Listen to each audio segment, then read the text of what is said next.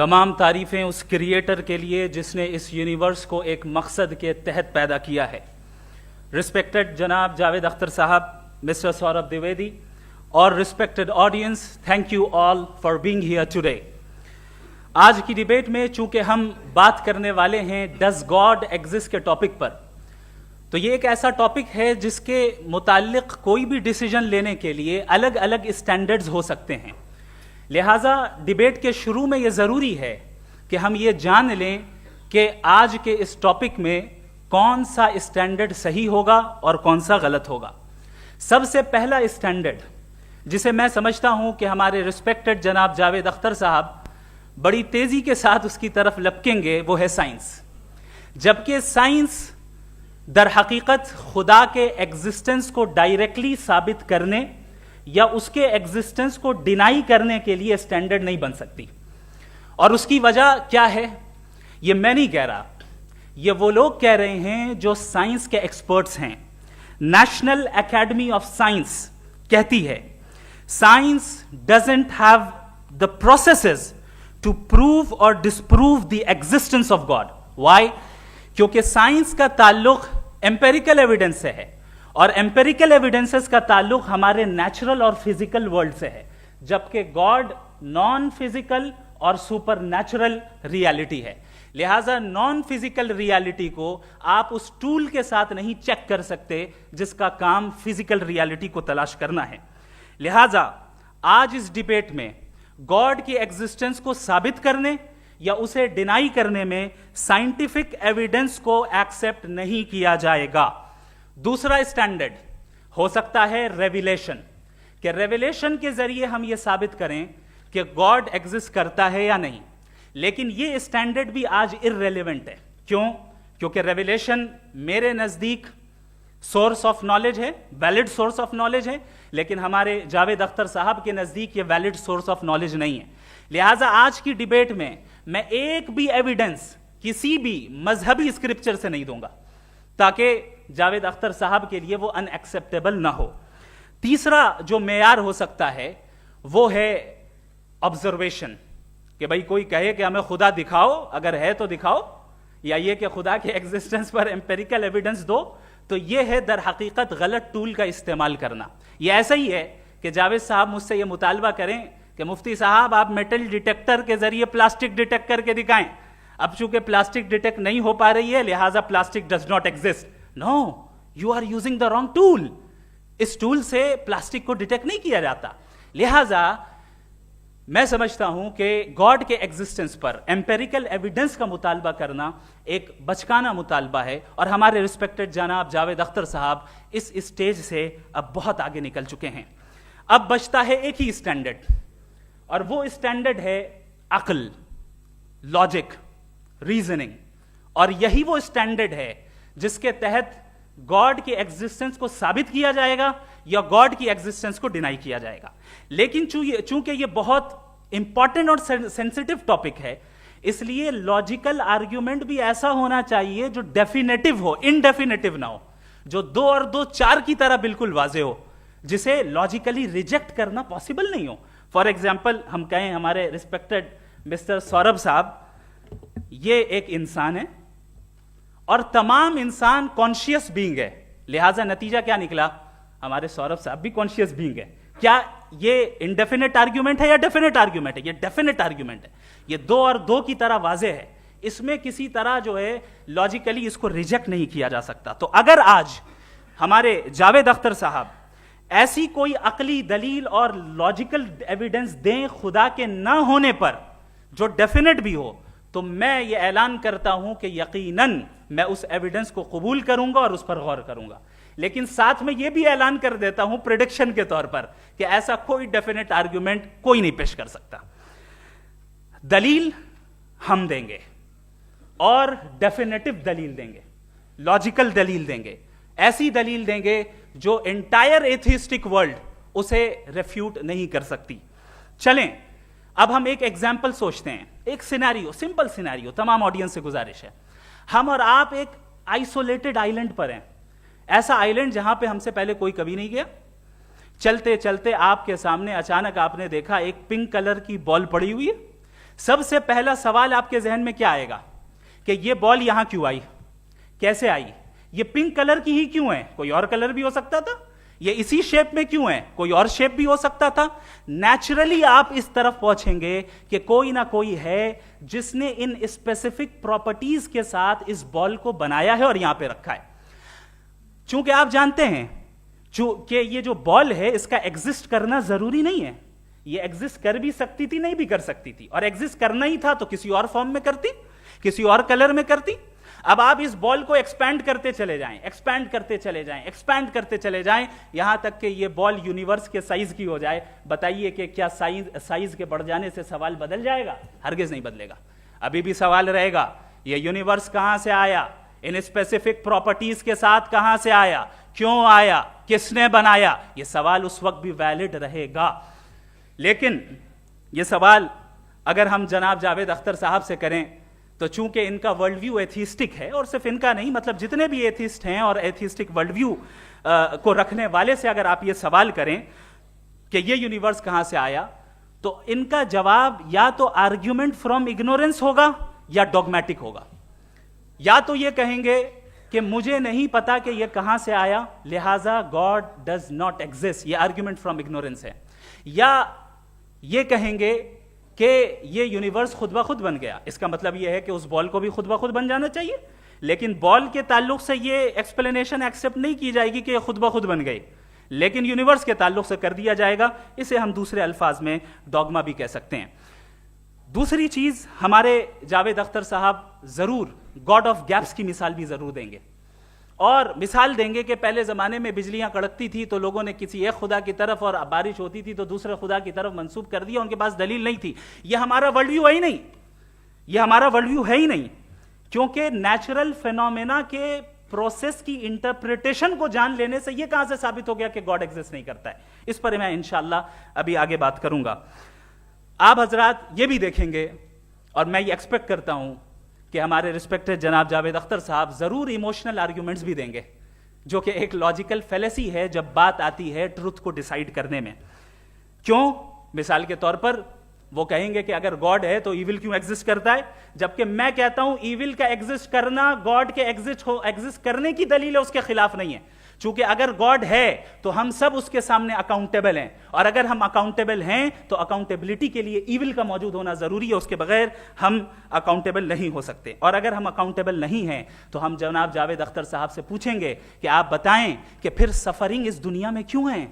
अगर खुदा नहीं है तो सफरिंग क्यों है? और उन लोगों के जज्बे का क्या जिनके अंदर सफरिंग के बाद इंतकाम लेने का जज्बा पाया जाता है और वो इस दुनिया से ऐसे ही चले गए, क्या उनकी सारी तकलीफें बेकार चली जाएंगी? अब आ जाएं उसी एग्जाम्पल की तरफ कि बॉल, मुझसे अगर कोई पूछे इस बॉल को किसने बनाया, और या इस एक्सपेंडेड बॉल को किसने बनाया, मैं कहूंगा कि चूंकि ये यूनिवर्स और इस यूनिवर्स की तमाम चीजें कॉन्टिंजेंट हैं। कॉन्टिंजेंट होने का मतलब ये होता है कि जो अपने एग्जिस्टेंस पे किसी के ऊपर डिपेंड करती हो, तो जाहिर है ये यूनिवर्स कॉन्टिंजेंट है। और अगर कोई चीज कॉन्टिंजेंट नहीं है तो मैं रिक्वेस्ट करूंगा कि मुझे दिखा दें कि कौन सी चीज यूनिवर्स में कॉन्टिंजेंट नहीं है, हम भी जरा गौर कर लें और हम भी देख लें।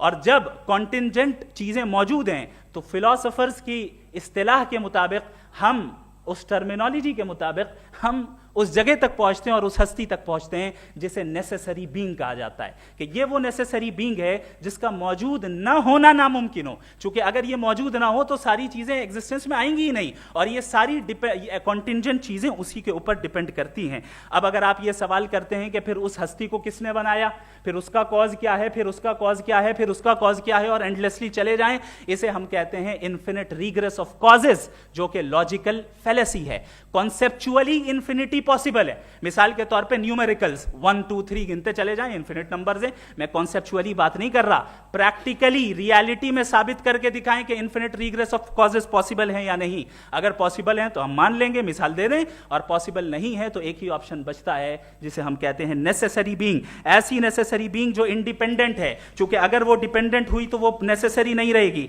ऐसी इंडिपेंडेंट बीइंग जो इटर्नल है, अगर वो इटर्नल नहीं होगी, उसकी बिगिनिंग होगी तो वो खुद कॉन्टिंजेंट है। ऐसी बीइंग जो पावरफुल है, क्योंकि कॉन्टिंजेंट को एक्चुअलाइज करने के लिए पावर चाहिए। ऐसी बीइंग जो इंटेलिजेंट है और नॉलेजेबल है, क्योंकि ये यूनिवर्स स्पेसिफिक फॉर्म और स्पेसिफिक लॉज ऑफ नेचर के तहत प्रिसाइजली चल रहा है। Thank you. थैंक यू मुफ्ती साहब। मैं इन दलीलों के बाद जावेद अख्तर साहब से गुजारिश करूंगा, आप बैठ के बोलना चाहेंगे या वहाँ जी।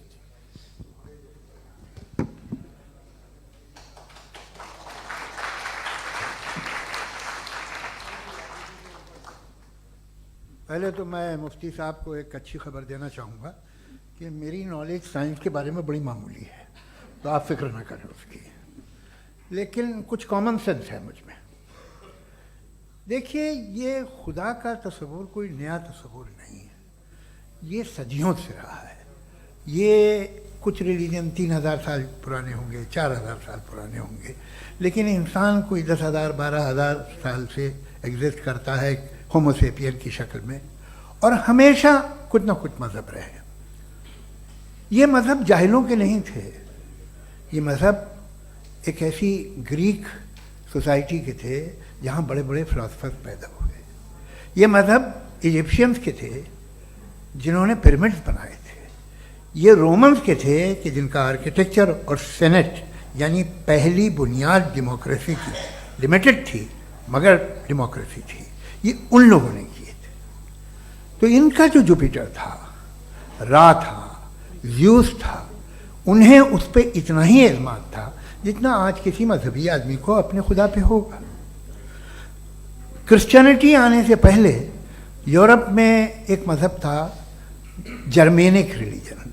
उसका एक खुदा था, उसकी एक बीवी थी, उसके 2 बेटे थे, एक बेटी थी। फिर जर्मनी में जब यूरोप में क्रिश्चियनिटी आई तो वो खुदा, उसकी बीवी और पूरे ख़ानदान चला गया। तो हमने, अगर हम हिस्ट्री देखें तो खुदा जो हैं वो ज़्यादातर फ़नी हैं, वो हमेशा रहे नहीं। और वो जो लोग इन्हें मानते थे उनको आप कहें वो तो जाहिल थे, उन्हें तो कुछ पता ही नहीं था, ऐसा नहीं है।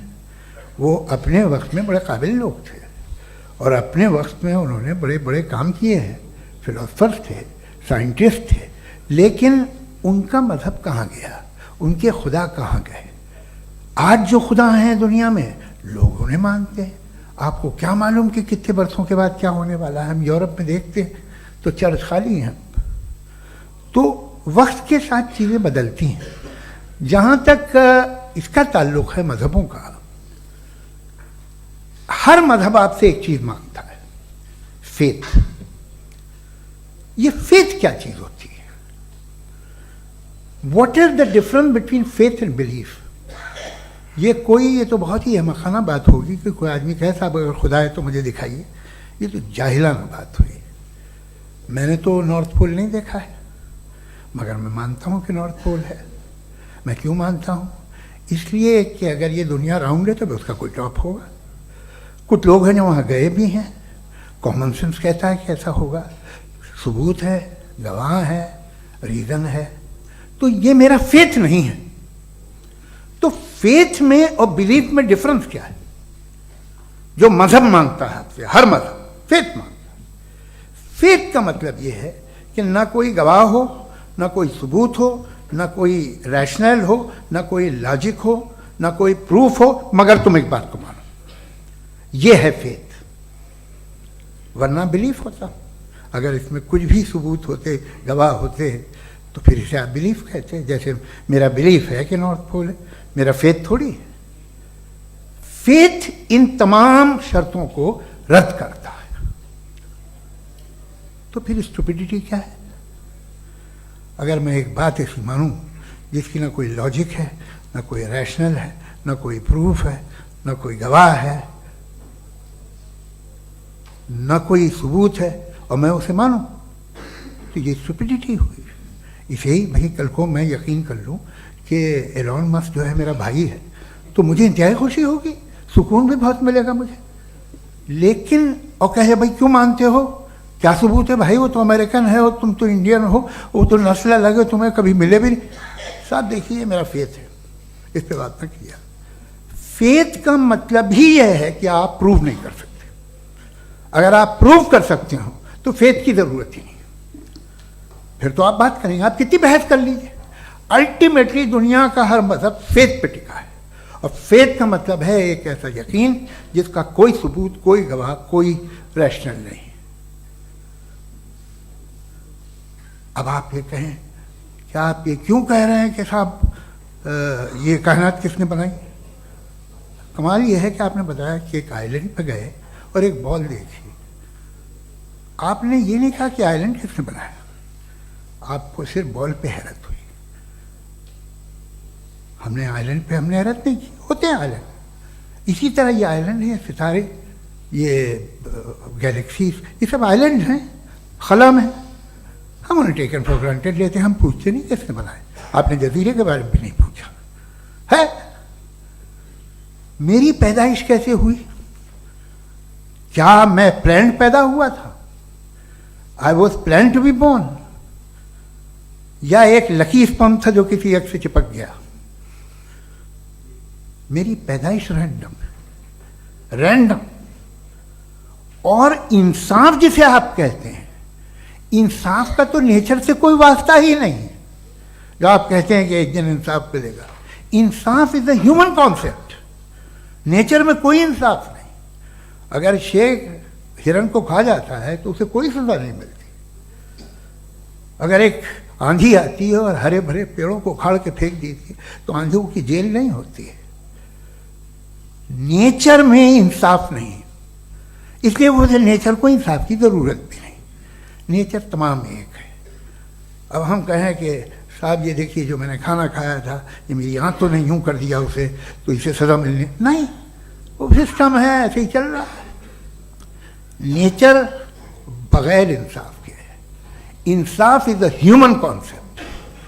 तो जो आपसे कहता है कि मैं तुम्हें इंसाफ दूंगा, वो इंसानी जहन की पैदावार है। ये नेचुरल है ही नहीं, ये आसमानी है ही नहीं। नेचर का तसव्वुर, इंसाफ का तसव्वुर। भाई आप साथ मिलते हैं, अब आप लेफ्ट हैंड ड्राइव कर लें, ये क्या है? तमाम सच, तमाम नेकी, तमाम शराफत लेफ्ट हैंड ड्राइव है। वरना क्या होगा, या तो आप क्रॉस कर देंगे, आपका एक्सीडेंट हो जाएगा, या आप किसी को मार देंगे, या ट्रैफिक जैम हो जाएगा। झूठ, बेईमानी, रिश्वतखोरी, ये तमाम जो है driving on the wrong side है। इसके ऊपर कुछ नहीं। ये तो हमने बनाया, जैसे हमने लेफ्ट हैंड ड्राइव बनाई है। ये कॉन्सेप्ट ऑफ इंसाफ जो है ये हमारा है, इसका नेचर से कोई वास्ता नहीं। शेर खा जाता है हिरन को, उसे जेल होती है क्या? कुछ भी नहीं, है ही नहीं। तो ये जो दुनिया के रिलीजन प्रॉमिस करते हैं आपसे इंसाफ, इसी से मालूम होता है कि ये मैन मेड है। ये तसव्वुर कहीं और का है ही नहीं। जो नेचर है, कुछ लोग कहते हैं नेचर ही खुदा है, तो नेचर में तो इंसाफ नहीं कहीं। और आप वादा कर रहे हैं कि तुम्हें मरने के बाद इंसाफ मिलेगा। मुझे अगर मिलेगा तो मैं बहुत खुश होऊंगा, लेकिन मैं यकीन नहीं कर पाता हूं, इसलिए कि मैं फेथ नहीं पैदा कर सकता। The very fact that religions demand faith, इसका मतलब है कि उनके पास जस्टिफिकेशन नहीं है। अच्छा था, फिर रिलीजन अगर मॉडरेशन में है, कोई सा भी नहीं, वो आप में कुछ खूबियां भी पैदा करता होगा। देखिए उससे ये फ़ायदा है, वो फ़ायदा है। अल्कोहल जो है वो ज़्यादातर दवाओं में यूज़ होती है, और एक सर्वे किया गया था अमेरिका में कि लॉन्जिटिविटी किन लोगों की है। तो एक तरफ वो लोग थे जो शराब पीते ही नहीं थे, और एक तरफ वो थे जो एक बोतल शराब रोज पीते थे। सबसे ज़्यादा लंबी उम्र उनकी है जो 2 पैक नाप के शराब पीते और खाना खाते हैं। मगर हम शराब को बुरा समझते हैं, मैं भी बुरा समझता हूँ। क्यों? ऐसा होता नहीं। कुछ चीज़ों में आदत होती है जो बढ़ती है। आज तक में एक आदमी दूध पीता है, आप 10 साल बाद भी मिलेंगे तो एक ही गिलास पीता होगा। ऐसा नहीं होता, सुबह से दूध पीता रहता है। मिल्कोहलिक मैंने नहीं देखे, अल्कोहलिक होते हैं। ये टेंडेंसी है मजहब की कि वो बढ़ता है, जैसे कैंसर बढ़ता है, जैसे शराब बढ़ती है। कुछ लोग होंगे जो उसे सही तरह से यूज़ करते हैं। मुझे यकीन है कि हमारे मुफ्ती साहब भी उनमें से एक हैं, इनसे बहुत खुशी हुई मुझे इनसे मिलकर। लेकिन कितने लोग हैं कि आज आप देखते हैं दुनिया में जो तबाहियाँ हैं, इनमें कितना हाथ है उन लोगों का जो बिलीवर कहते था मजहब ये नहीं कहता, ना कहता होगा, मगर जब ये मजहब पीते हैं तो ऐसे बिहेव करते हैं। थोड़ा सा अगर हो तो शायद बहुत अच्छी बात, लेकिन शराब थोड़ी सी नहीं रहती, उसमें टेंडेंसी है पहले। थोड़ा सा अगर 2-3 कैंसर के सेल हो ना बॉडी में तो आदमी सिम रहेगा, लेकिन वो 2-3 सेल नहीं रहते, वो मल्टीप्लाई होते हैं। जावेद साहब टाइम पूरा हो गया। टाइम हो गया, तो बस बात खत्म हो गई। अच्छा, मुझे कुछ और कहने को था भी नहीं। जी, मैं पहले जवाबी दौर के लिए इनवाइट कर रहा हूं मुफ्ती साहब को। Your rebuttal round 1, you have 7 minutes.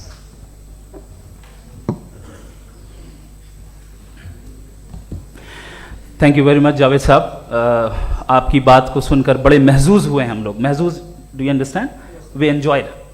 Okay, अब थोड़ा सा लॉजिकली उसको हम लोग देखते हैं। दरअसल हम लोगों ने कल गुजारिश की थी मुफ्ती साहब से भी, जावेद साहब से भी, कि हिंदुस्तानी ज़बान आम फहम सबको समझ में आ जाए, और जहां कहीं आप मुश्किल शब्द इस्तेमाल करें वहां बताते भी चलें।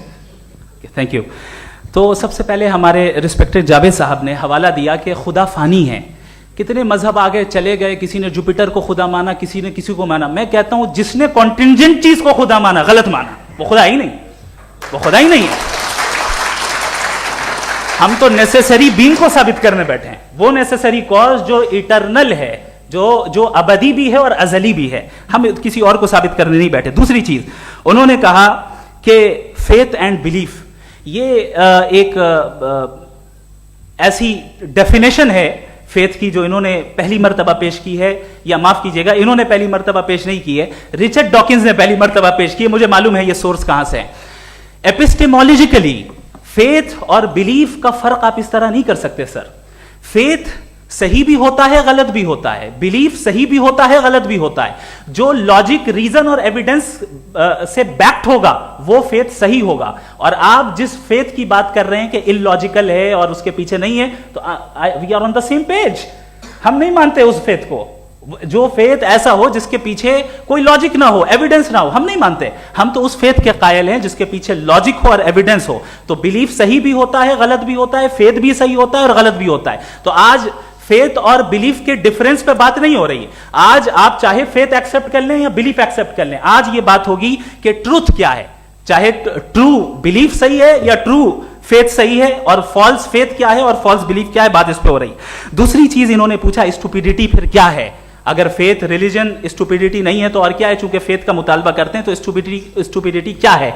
मैं कहता हूं स्टुपिडिटी एथिज्म है। उसकी वजह यह है कि आप एक सड़क पे जा रहे हो और आप किसी गार्डन में जाएं और देखें वहां लिखा है फूलों के साथ, I love Javed Akhtar, and I really do, I love you sir. So जब आप वहां पर पहुंचे तो वहां पहुंचकर अब ये बताएं, क्या आप ये कहेंगे वाह व्हाट अ नेचुरल सिलेक्शन?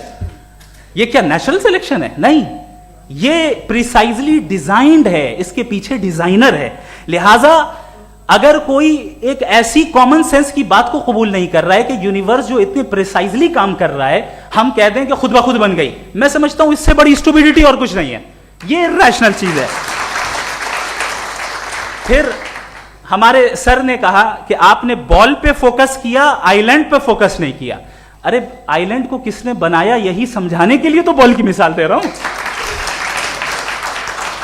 और बॉल भी कॉन्टिंजेंट है, आइलैंड भी कॉन्टिंजेंट है, दोनों नेसेसरी बीइंग का मुतालबा करते हैं।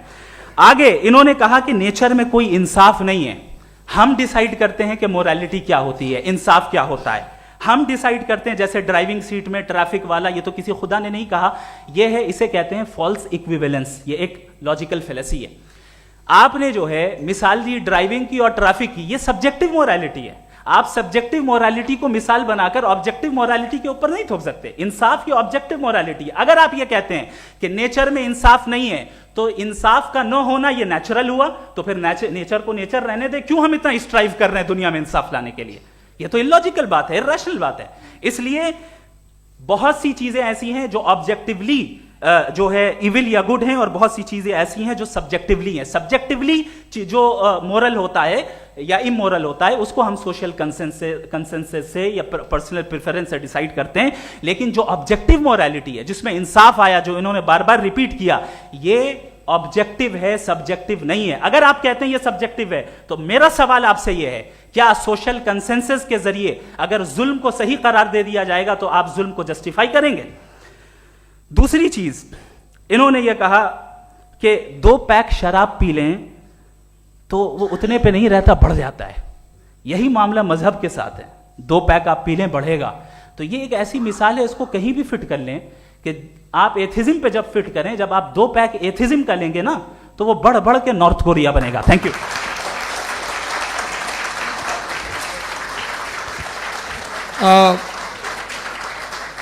फर्स्ट राउंड की रिबटल के लिए मैं जावेद साहब को इनवाइट कर रहा हूं। आपके पास 7 मिनट का वक्त है, रीसेट कर दीजिएगा प्लीज। मुझे इस बात की खुशी है कि मुफ्ती साहब ने भी मान लिया कि नेचर में कोई इंसाफ नहीं है। तो कोई भी चीज़ जो इंसान ने नहीं बनाई है उसमें इंसाफ नहीं होता है। एक बात मैं आपसे अर्ज़ करूँ, ज़रा पता लगा लीजिएगा, ये जो आप बाग में जाते हैं बेहद खूबसूरत फूल देखते हैं ना, इनमें से कोई नेचुरल नहीं है। ये सारे फूल क्रॉस करके बनाए गए हैं। जो जंगल में फूल होते हैं नहायत मामूली होते हैं, ये फूल इंसानों ने बनाए हैं। जो आप बाग में देख के वाह वाह कहते हैं, ये इंसानों के बनाए हुए हैं। डिफरेंट फूलों को क्रॉस करके, डेवलप करके, फिर क्रॉस करके इस तरह से बनाए गए। नेचुरल फ्लावर नहीं। किसी जंगल वीरान में जाके आप गुलाब के फूल नहीं देखेंगे। ये सब बनाए हुए इंसान ने, बहुत से काम इंसान ने किए हैं। बाकी है कि आपने मेरी एक बात का जवाब नहीं दिया, जिससे मुझे शिकायत है कि फेथ क्या है और आप फेथ मांगते क्यों हैं मुझसे? आप तो लॉजिकल हैं, आपके पास तो सारे रैशनल्स हैं, आपके पास सारे सबूत हैं, तो आपको फेथ की डिमांड क्यों करते हैं कि भाई तुम सरेंडर कर दो और सवाल मत करो? कोई मजहब सारे सवाल करने की इजाजत नहीं देता है और मना करता है कि ज़्यादा सवाल ना करो, बह जाओगे तुम। आप क्यों रोकते हैं? हकीकत यह है कि इंसानी तारीख क्या है। इंसानी तारीख ये है कि दुनिया में 2 तरह के लोग हुए हैं। एक वो जिन्होंने अपनी लाइल्मी की परस्तिश की है, दूसरे वो जिन्होंने अपनी इग्नोरेंस या लाइल्मी से झगड़ा किया है और मालूम किया है कि क्या है। ये जो आप कह रहे हैं, आज आप हैरान हैं कि भाई ये यूनिवर्स कैसे बनी। लोग हैरान थे कि सूरज डूबता है तो इधर से कैसे निकलता है। और आप एक कदम जाके हमेशा का मानने को तैयार है, एक कदम पीछे ही मान जाइए। भाई आप इसके बाद जाते हो, कहते सवाल ना करना कि ये कहाँ से आया, ये पावर तो हमेशा से हमेशा रहेगी। तो आप यूनिवर्स के बारे में मानने में क्या तकलीफ है? एक कदम पहले रुक जाइए। ये हमेशा से थी या नहीं थी, हमें मालूम नहीं है। और ये कहना कि हमें मालूम नहीं है, कमाल ये है कि दुनिया के सारे मजहब सब जानते हैं ये दुनिया कैसे बनी थी, कैसे मिटेगी, मरने के बाद क्या होगा, इनको सब इल्म है। इनको किसी को डायनासोर होते थे पहले ये नहीं पता था, किसी को नहीं पता। किसी भी दुनिया की मजहबी किताब में डायनासोर का जिक्र नहीं है। लेकिन बाकी सब बातें, how to make universe in 4 easy lessons and बाकी सब पता है। जिसको सब पता है वो गड़बड़ है। हम में ये इंकिसार, ये ह्यूमिलिटी होनी चाहिए कि हम ये कहें कि हमें ये बहुत सारी बातें नहीं मालूम, लेकिन हम उनकी परस्तिश न करें, अपनी लाइल्मी को की परस्तिश न करें, हम उसे पता लगाने की कोशिश करें। जिस दुनिया में आप बैठे हैं सर, ये हॉल जो है, ये इलेक्ट्रिसिटी जो है, ये माइक जो है, जिस हवाई जहाज से आप आए थे, वो जिस कार से आप यहाँ आए हैं, ये सब उन लोगों की बनाई हुई है जिन्होंने सवाल किए थे। ये दुनिया जिसमें आप आज आराम से हैं, ये उन लोगों की बनाई है कि जिन्होंने सवाल किए थे।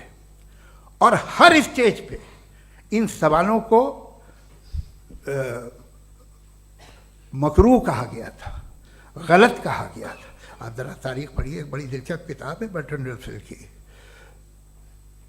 जिसमें उसने रिलीजन एंड साइंस कि कब से रिलीजन जो है साइंस के अगेंस्ट है।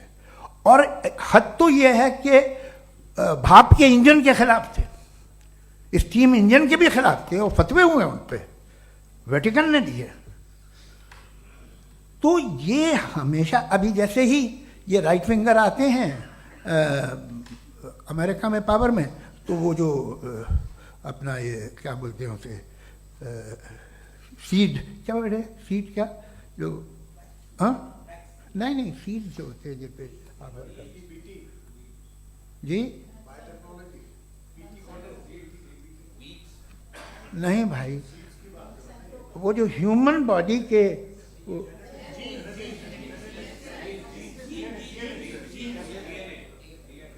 उस पर रिसर्च बंद हो जाती है, रिपब्लिकन नहीं करने देते। अरे भाई इतना डर क्या है तुम्हें? एक ज़माने में बहुत नाराज थे ये सारे मजहबी लोग कि ये इंसान तो इंसान बनाने की कोशिश कर रहा है। आपको क्या तकलीफ भाई, बना ले तो बना लेने दो, ये खौफ क्या है? और ये सब आज जो आप कह रहे हैं नामुमकिन है, ये कैसे हुआ? मुझे एक किस्सा याद आता है। जब मैं छठी क्लास में था तो मैं मैथमेटिक्स में बहुत वीक था, तो एक टीचर रख दिया गया, उसने 1 2 3 4 5 6 7 को सिखा दिया मुझे। वो दिन मैं भूल नहीं सकता हूँ मुफ्ती साहब, जिस दिन उसने ये बताया कि 1/2 क्या होता है और 3/4 क्या होता है, मुझे ऐसा लगा कि मेरा सर बीच से फट जाएगा। ये आदमी कह रहा है कि जो दीवार के अंदर जाओ वॉक करते हुए।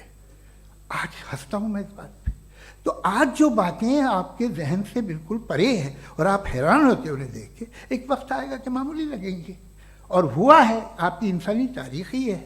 इतनी जल्दी सारे फैसले आप मत कर लीजिए, थोड़ा ये ह्यूमिलिटी रखिए कि भाई ये हमें नहीं मालूम। ये कहने में क्या आ रहा है?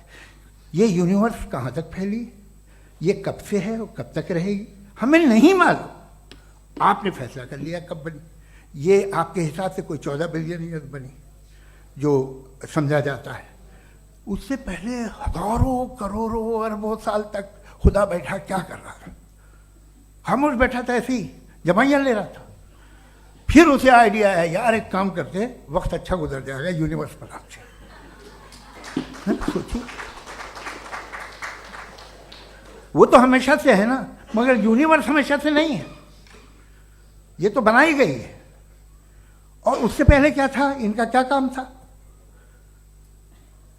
कैसी बात है, ये बड़ा आसान है। जो बात हमें आज धीरे धीरे पता चली है, बरसों 2000 और 2500 साल पहले आपको किसी ने बता दिया कि क्या था, आप मान गए, और तब से वही मान रहे हैं जो 2500 साल पहले कहा गया था।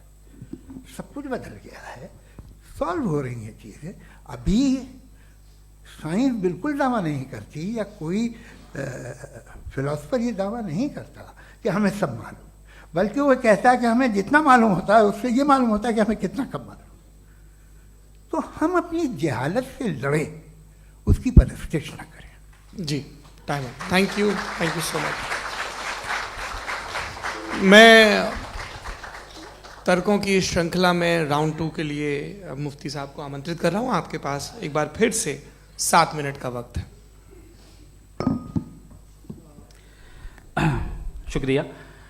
जनाब जावेद अख्तर साहब कई मर्तबा दोहरा रहे हैं कि फेथ का मतलब बताइए, फेथ का मतलब बताइए। मैंने बता दिया, फेथ सही भी होता है, गलत भी होता है। और आज हम फेथ पे बात नहीं कर रहे, हम ट्रुथ और डज गॉड एग्जिस्ट पे बात कर रहे हैं। क्या डज गॉड एग्जिस्ट, ये ट्रुथ यानी गॉड है या नहीं है, इसमें से दोनों ट्रुथ क्या है। अब आप उसे फेथ कह लें, बिलीफ कह लें, नॉट माई बिजनेस। उसके बाद आपने कहा कि भाई सवाल करने से मजहब रोकता है। मैं कहता हूं जो रोकता है वो रोकता होगा, मैं नहीं रोकता, बल्कि सवाल करें, सवाल करना चाहिए। सवाल कर करके तो हम आगे बढ़ते हैं, तरक्की करते हैं, और इसीलिए मैं आज यहां पे आया हूं। लेकिन सवाल सिर्फ खुदा से नहीं होगा, आपसे भी होगा। सवाल एथिज्म से भी होगा, सवाल सिर्फ मजहब से नहीं होगा, सबसे होगा। और आज मैं सवाल करूंगा और उम्मीद है कि आप जवाब देंगे। अभी तक आपने वैसे कॉन्टिंजेंसी आर्ग्यूमेंट का कोई जवाब नहीं दिया। चलें, आपने कहा यूनिवर्स के बारे में इटर्नल क्यों नहीं बोल देते। ये चूंकि लॉजिकली पॉसिबल ही नहीं है कि यूनिवर्स इटर्नल हो। यूनिवर्स एक कॉन्टिंजेंट चीज है जो टाइम एंड स्पेस के पाबंद है, टाइम एंड स्पेस से बाउंड है। जो टाइम एंड स्पेस से बाउंड होगा वो कॉन्टिंजेंट होगा, जो कॉन्टिंजेंट होगा वो उसकी बिगिनिंग हुई होगी, जिसकी बिगिनिंग हुई होगी वो इटर्नल नहीं हो सकता। ये तो कॉमन सी बात है। आपने कहा कि किसी मजहबी किताब में डायनासोर का जिक्र नहीं है। अफसोस कि आज तक किसी मैथमेटिक्स के किताब में मुझे डायनासोर का जिक्र नहीं मिला। तो इसका मतलब मैथमेटिक्स की किताब बेकार है? नहीं, उसका वो टॉपिक नहीं है। रेवलेशन का और मजहबी किताबों का टॉपिक ये नहीं है कि आपको आके बताए साइकिल कैसे बनाते हैं, या आकर ये बताएं कि जो है डायनासोर कब था। वो तो मोरालिटी सिखाने आया है, गॉड के बारे में बताने आया, नॉन फिजिकल रियलिटी की हकीकत को सिखाने के लिए आया। रिलीजियन साइंस को रोकता है? नहीं रोकता। अगर रोकता है तो गलत करता है। रिलीजियन साइंटिज्म को रोकता है, जिसमें हमारे जावेद साहब मुब्तला है। साइंस और साइंटिज्म में फर्क है। साइंटिज्म यह है कि आप समझें कि साइंस और साइंटिफिक मेथोडोलॉजी ये नॉलेज को हासिल करने का वाहिद सोर्स ऑफ नॉलेज है। यह है साइंटिज्म। हम इसे रिजेक्ट करते हैं। हम साइंस को तो तरक्की करते हैं, भाई आप हमारी पूरी तारीख कर लें, पढ़ लें तो आपको पता चल जाएगा। बहरहाल ये अलग टॉपिक है। उसके बाद इन्होंने एक लफ्ज कहा, वेटिकन ने फतवा दिया। वेटिकन का फतवे से कोई ताल्लुक नहीं है, दोनों कॉन्ट्राडिक्टरी अल्फाज हैं। उसके बाद उन्होंने कहा कि भाई हमें नहीं मालूम। अगर नहीं मालूम तो क्लियरली कह देना कि नहीं मालूम है, इसमें क्या हर्ज है? तो वही तो मैं कह रहा हूं ना कि आप कह दें कि नहीं मालूम, लेकिन क्लेम क्यों कर रहे हैं कि गॉड एग्जिस्ट नहीं कर रहा है? आप कह दें नहीं मालूम है, हो सकता है हो सकता ना हो, लेकिन आप क्लेम कर रहे हैं। The moment you say God does not exist, this is a claim, and now the burden of proof is upon you too, जैसे हमारे ऊपर है। और क्यों है मैं बताता हूं, क्यों है ये भी मैं बताता हूं। फिलोसॉफिकली जो क्लेम होता है ना, सिर्फ ये नहीं होता कि इंसान कहे पॉजिटिव क्लेम करे और नेगेटिव क्लेम करे तो बर्डन ऑफ प्रूफ नहीं है।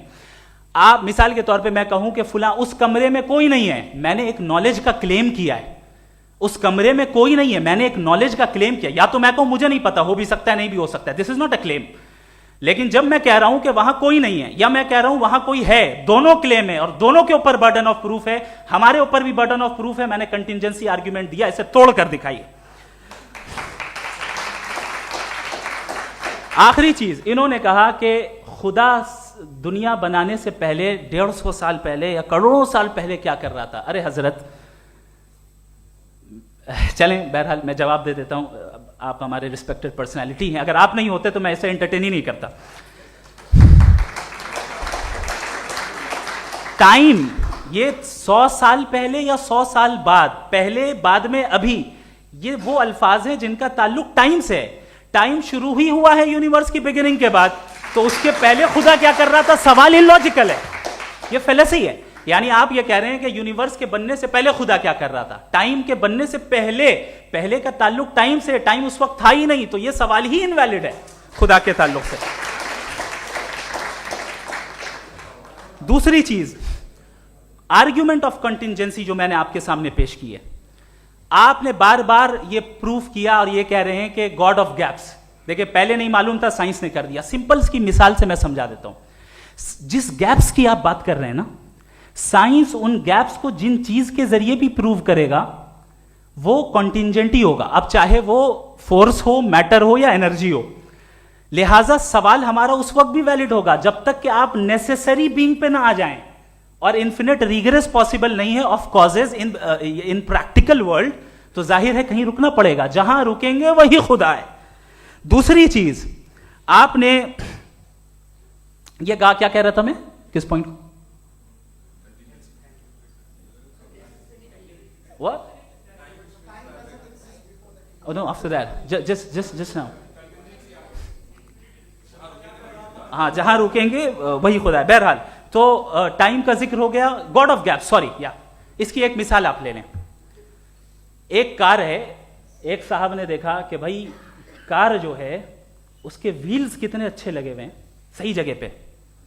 स्टीयरिंग जो है कितने अच्छे जगह पे लगी हुई है, और सीट्स कितने वेल डिजाइंड है, कितनी प्रिसाइजली ये कार काम कर रही है।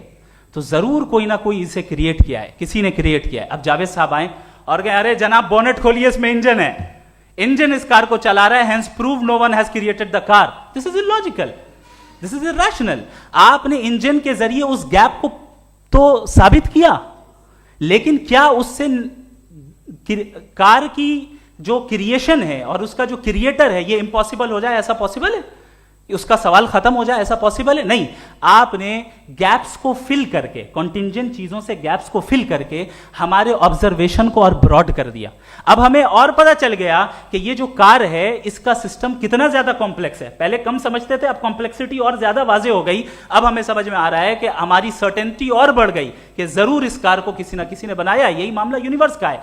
साइंस हमेशा फिजिकल वर्ल्ड की चीजों को ही फिल करती जाएगी और फिजिकल चीजों से ही करती जाएगी, चूंकि एम्पेरिकल एविडेंस का ताल्लुक फिजिकल वर्ल्ड से है। आप साइंस के जरिए मेटाफिजिकल रियलिटी को कभी साबित नहीं कर सकते। ये रॉन्ग टूल का इस्तेमाल करना है। ये वही काम है कि आप मेटल डिटेक्टर से प्लास्टिक डिटेक्टर करने चलें, जो कि जाहिर है सही नहीं है। Thank you.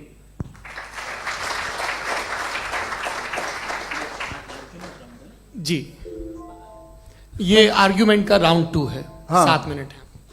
पहले तो मैं आपसे अर्ज करूं कि आपने कहा कि जब कायनात ही नहीं थी तो वक्त भी नहीं था, कुछ भी नहीं था। कैसे नहीं था? खुदा था। एक एग्जिस्टेंस तो था ना खुदा का। तो जब खुदा था तो वक्त भी होगा। ऐसा नहीं कि कुछ भी नहीं था, खुदा था। अच्छा, बाकी एक आपने कहा साहब आप साबित कीजिए, आपके पास भी लॉजिक है या मेरे पास भी लॉजिक है। आप मेरा जिम्मेदारी नहीं है साबित करना कि खुदा है। बर्टन रसल ने बड़ी अच्छी बात कही। बर्टन रसल ने बड़ी अच्छी बात कही। मैं आपसे अगर ये दावा करूं कि एक चाय की केतली मरीख के चारों तरफ घूम रही है, मार्स के चारों तरफ, तो ये आपका काम नहीं है कि आप साबित करें कि कोई चाय की केतली नहीं है। ये मेरा काम है, मैंने दावा किया है। ये दावा तो मजहबी लोग करते हैं कि खुदा है। मैं क्यों साबित करूं कि नहीं है? जब तक आप मुझे कन्विंस नहीं कर देंगे मैं नहीं मानूंगा। आपकी जिम्मेदारी है, मेरी जिम्मेदारी नहीं है। दोयम ये कि ये जो आप कह रहे हैं, जो गैप्स हैं, ये गैप जब जब किसी मजहब को चैलेंज करते हैं, जब ऐसा कोई बात आती है तो हंगामा हो जाता है कि जब वो चैलेंज करें किसी फेथ को। ये तमाम साइंस जो है इसे मुख्तलिफ जगहों पे मुख्तलिफ वक्तों में मजहब ने रोकने की कोशिश की है। ये किताब है religion and science, Burton Russell की, पढ़िएगा, अच्छी लगेगी आपको। तारीख ही है साइंस, मजहब की साइंस से उसका यही रिश्ता है। अच्छा, अब ये हम सोचें कि बहरहाल ये वजूद जो है मजहब और ये बिलीव इन गॉड इंसान को बेहतर बना देता है। तो एक काम कीजिए, हिंदुस्तान वर्ल्ड का नक्शा लीजिए और मार्क कीजिए कि रिलीजन कहाँ कहाँ ज़्यादा है, कहाँ कहाँ, चाहे वो लैटिन अमेरिका हो या मिडल ईस्ट हो या फार ईस्ट हो या हिंदुस्तान के वो इलाके जहाँ मजहबियत ज़्यादा है। रख दीजिए नक्शा अलग। अब दूसरा नक्शा कि कहाँ कहाँ नाइंसाफ़ी, रिप्रेशन, औरतों के हुकूक की पामाली, जुल्म, डिक्टेटरशिप कहाँ है। नक्शा एक ही होगा। तो आप मुझे बताएं कि जो इसका तरकीब इस्तेमाल क्या है। खुदा का तरकीब इस्तेमाल तो बताइए। आप छोटी सी दवा सड़क पे बेचते हैं, उसकी भी तरकीब इस्तेमाल बताते हैं। इसके इस्तेमाल से तो फायदा नहीं हुआ किसी को। जो सारे के सारे खराब मुल्क हैं, खराब समाज है, वो सारे जुल्म खुदा के नाम पे करते हैं। वो गलत करते हैं, सही करते हैं, मुझे क्या लेना देना उससे। इस्तेमाल से मालूम होता ना।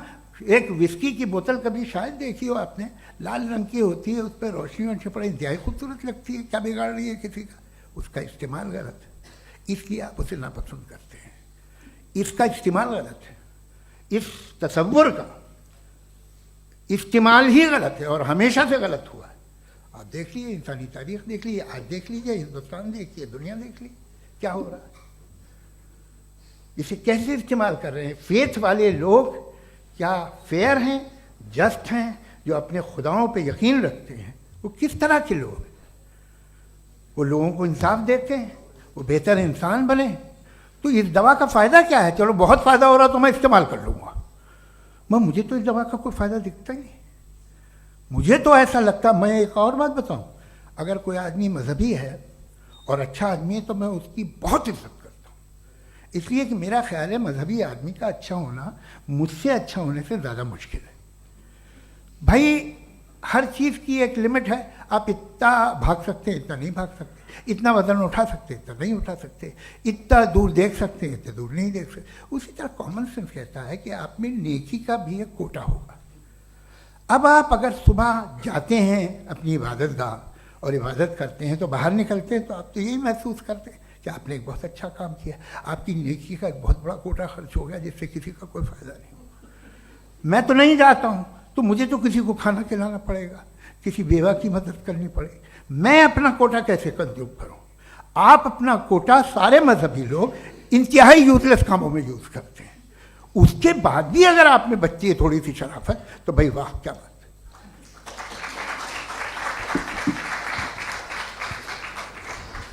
एक तो मुझे ये बात बहुत अच्छी लग रही है कि दोनों ही विद्वान समय को मानते हैं और बहुत समय से अपनी दलीलें और बाज दफ़ा समय से पहले अपनी तकरीरें पूरी करके अपनी अपनी कुर्सी पर बैठ रहे हैं। ये इस आर्ग्यूमेंट का राउंड 2 पूरा हुआ। अब रिबटल का राउंड 2 है और उसके बाद क्रॉस एग्जामिनेशन होगा।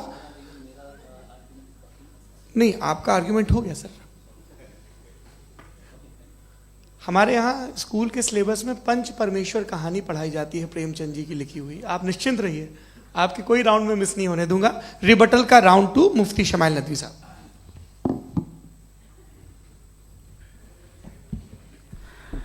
असल में जो हकीकी प्रॉब्लम है, असल प्रॉब्लम है, वो ये है कि जावेद साहब के पास कॉन्सेप्ट ऑफ गॉड क्लियर नहीं है। इन्होंने कहा कि कायनात से पहले खुदा तो था, तब भी तो टाइम होगा।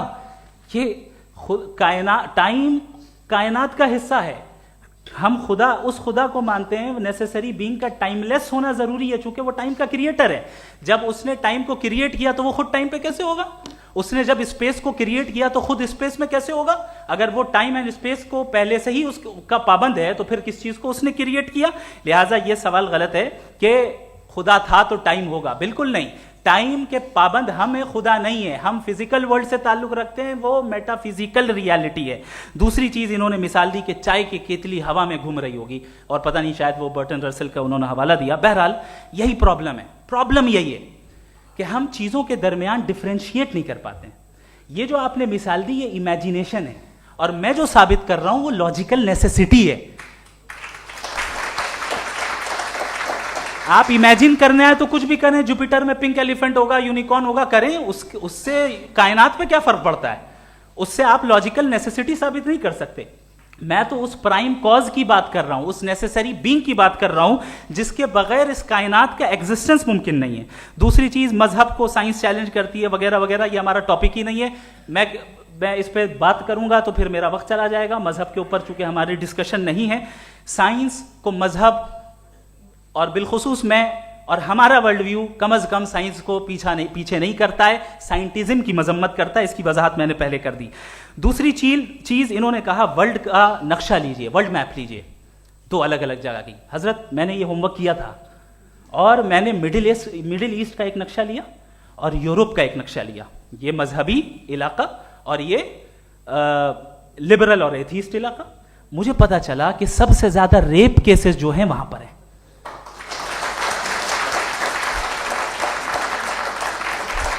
मुझे ये पता चला यूएन की रिपोर्ट के मुताबिक, मैं ये अपने घर से नहीं लेके आ रहा, कि जो वर्किंग वुमेन है यूरोपियन कंट्रीज में, उसमें 81% वुमेन सेक्सुअल हैरेसमेंट का वर्क में शुमार हो रही है। ये मिडिल ईस्ट में नहीं हो रहा है, वो मजहबी लोग हैं इसलिए नहीं हो रहा है। दूसरी चीज, आपने ये कहा कि मजहबी आदमी का अच्छा होना हमारे अच्छे होने से बहुत मुश्किल है, बहुत मुश्किल है। तो इसका मतलब यह है कि गॉड के अलावा आपके पास अच्छे और बुरे का कोई स्टैंडर्ड है। मैं चाहूंगा कि कन्वर्सेशनल स्टाइल वाली डिस्कशन और सेगमेंट पे इसी पे बात कर लेते हैं। Thank you very much.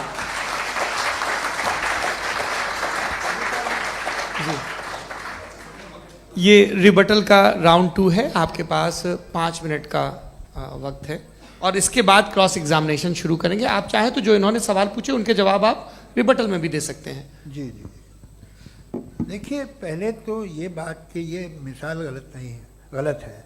इन्होंने पहले ही हमको डिसार्म कर दिया।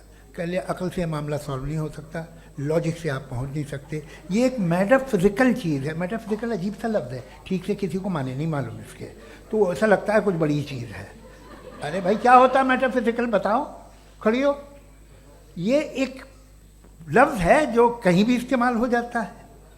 जब आप एक बात कर रहे हैं और आप मुझसे बहस कर रहे हैं तो मुझे मेटाफिजिकल मत बताइए, आप लॉजिकली मुझे प्रूफ किए। और अगर लॉजिकली आप नहीं बात करते साहब ये मेटाफिजिकल है, तो फिर हम आप बात क्या कर रहे हैं? मेरा आपका किस ज़बान में कॉन्वर्सेशन होगा? और ये कहना कि वक्त पहले नहीं था, तो फिर क्यों कहते हैं ये हमेशा से और हमेशा रहेगा? हमेशा वक्त है, तो आप कैसे कहते हैं वो हमेशा से है और हमेशा रहेगा? हमेशा का मतलब है कोई वक्त, अगर वक्त ही नहीं है तो हमेशा कैसे? बाहर वो रहेगा।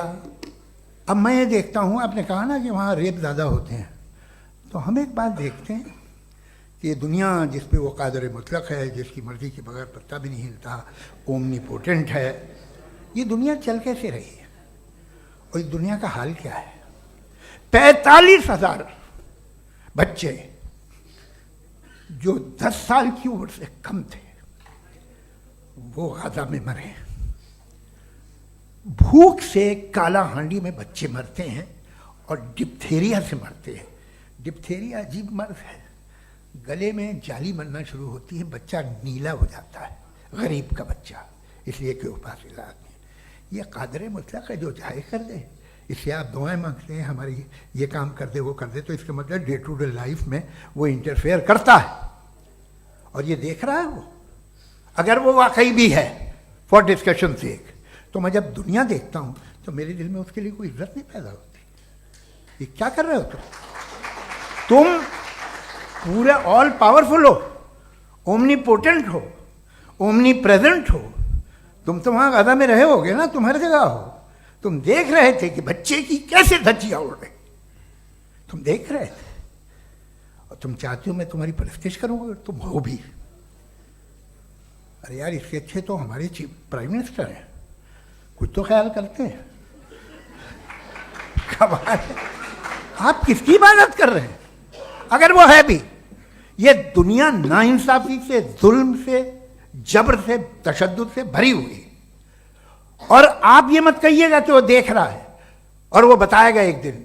अगर वो देख रहा है और इंटरफेयर नहीं करता तो आप दुआ क्यों मांगते? आप कहते हैं मेरा ये काम करा दे, इसके मतलब है वो दखल दे सकता है, वो आपको नौकरी दिलवा सकता है, भले दूसरे आदमी को न मिले, मगर आपका काम कर देगा चूंकि आपने दुआ मांगी है।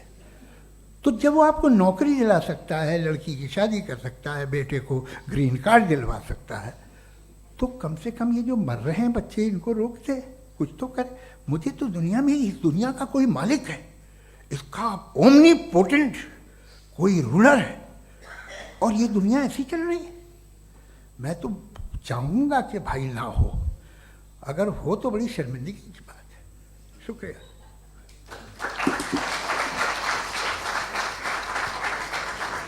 देवियों और सज्जनों, इस बहस के 2 राउंड और 2 रिबटल पूरे हो चुके हैं।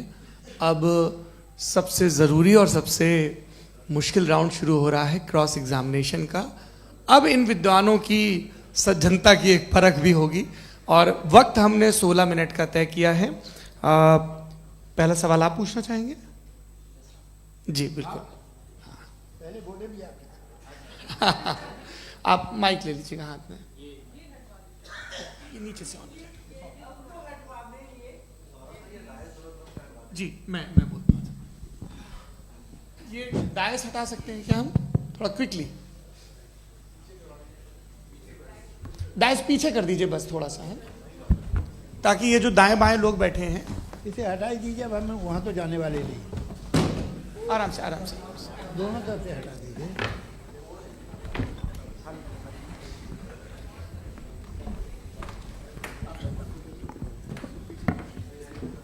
इस बीच आप लोग भी अपने अपने सवाल तैयार कर लें। ये ध्यान रखेंगे कि मैं यहाँ से सवाल लूँगा, आप लोगों को अपना हाथ ऊपर करना है, अपना नाम बताना है और अधिकतम 3 वाक्यों में अपना सवाल पूरा करना है। कई लोग सवाल की जगह भाषण देने लगते हैं, उससे आज बचना है। जी मुफ्ती साहब, पहला सवाल आपका, 16 मिनट हैं, हम दोनों लोगों के सवाल लेंगे। जी जी बहुत शुक्रिया। आपकी जो अभी बात हुई बहुत अहम थी, मैं इसको चाहूँगा कि आगे डिस्कस करूँ, लेकिन चूँकि अभी ये वो सेगमेंट है क्रॉस एग्जामिनेशन, तो सबसे पहला सवाल आपसे ये है कि जो मैं इतनी देर से कॉन्टिंजेंसी आर्ग्यूमेंट आपको बता रहा था, ये अकल से ही बता रहा था हजरत, आप ये बताएं कि आप इन्फिनिट रिग्रेस ऑफ कॉजेस को पॉसिबल मानते हैं या नेसेसरी बीइंग के एग्जिस्टेंस को सही समझते हैं? चूंकि 2 ही ऑप्शन हो सकता है, आप ये बताएं।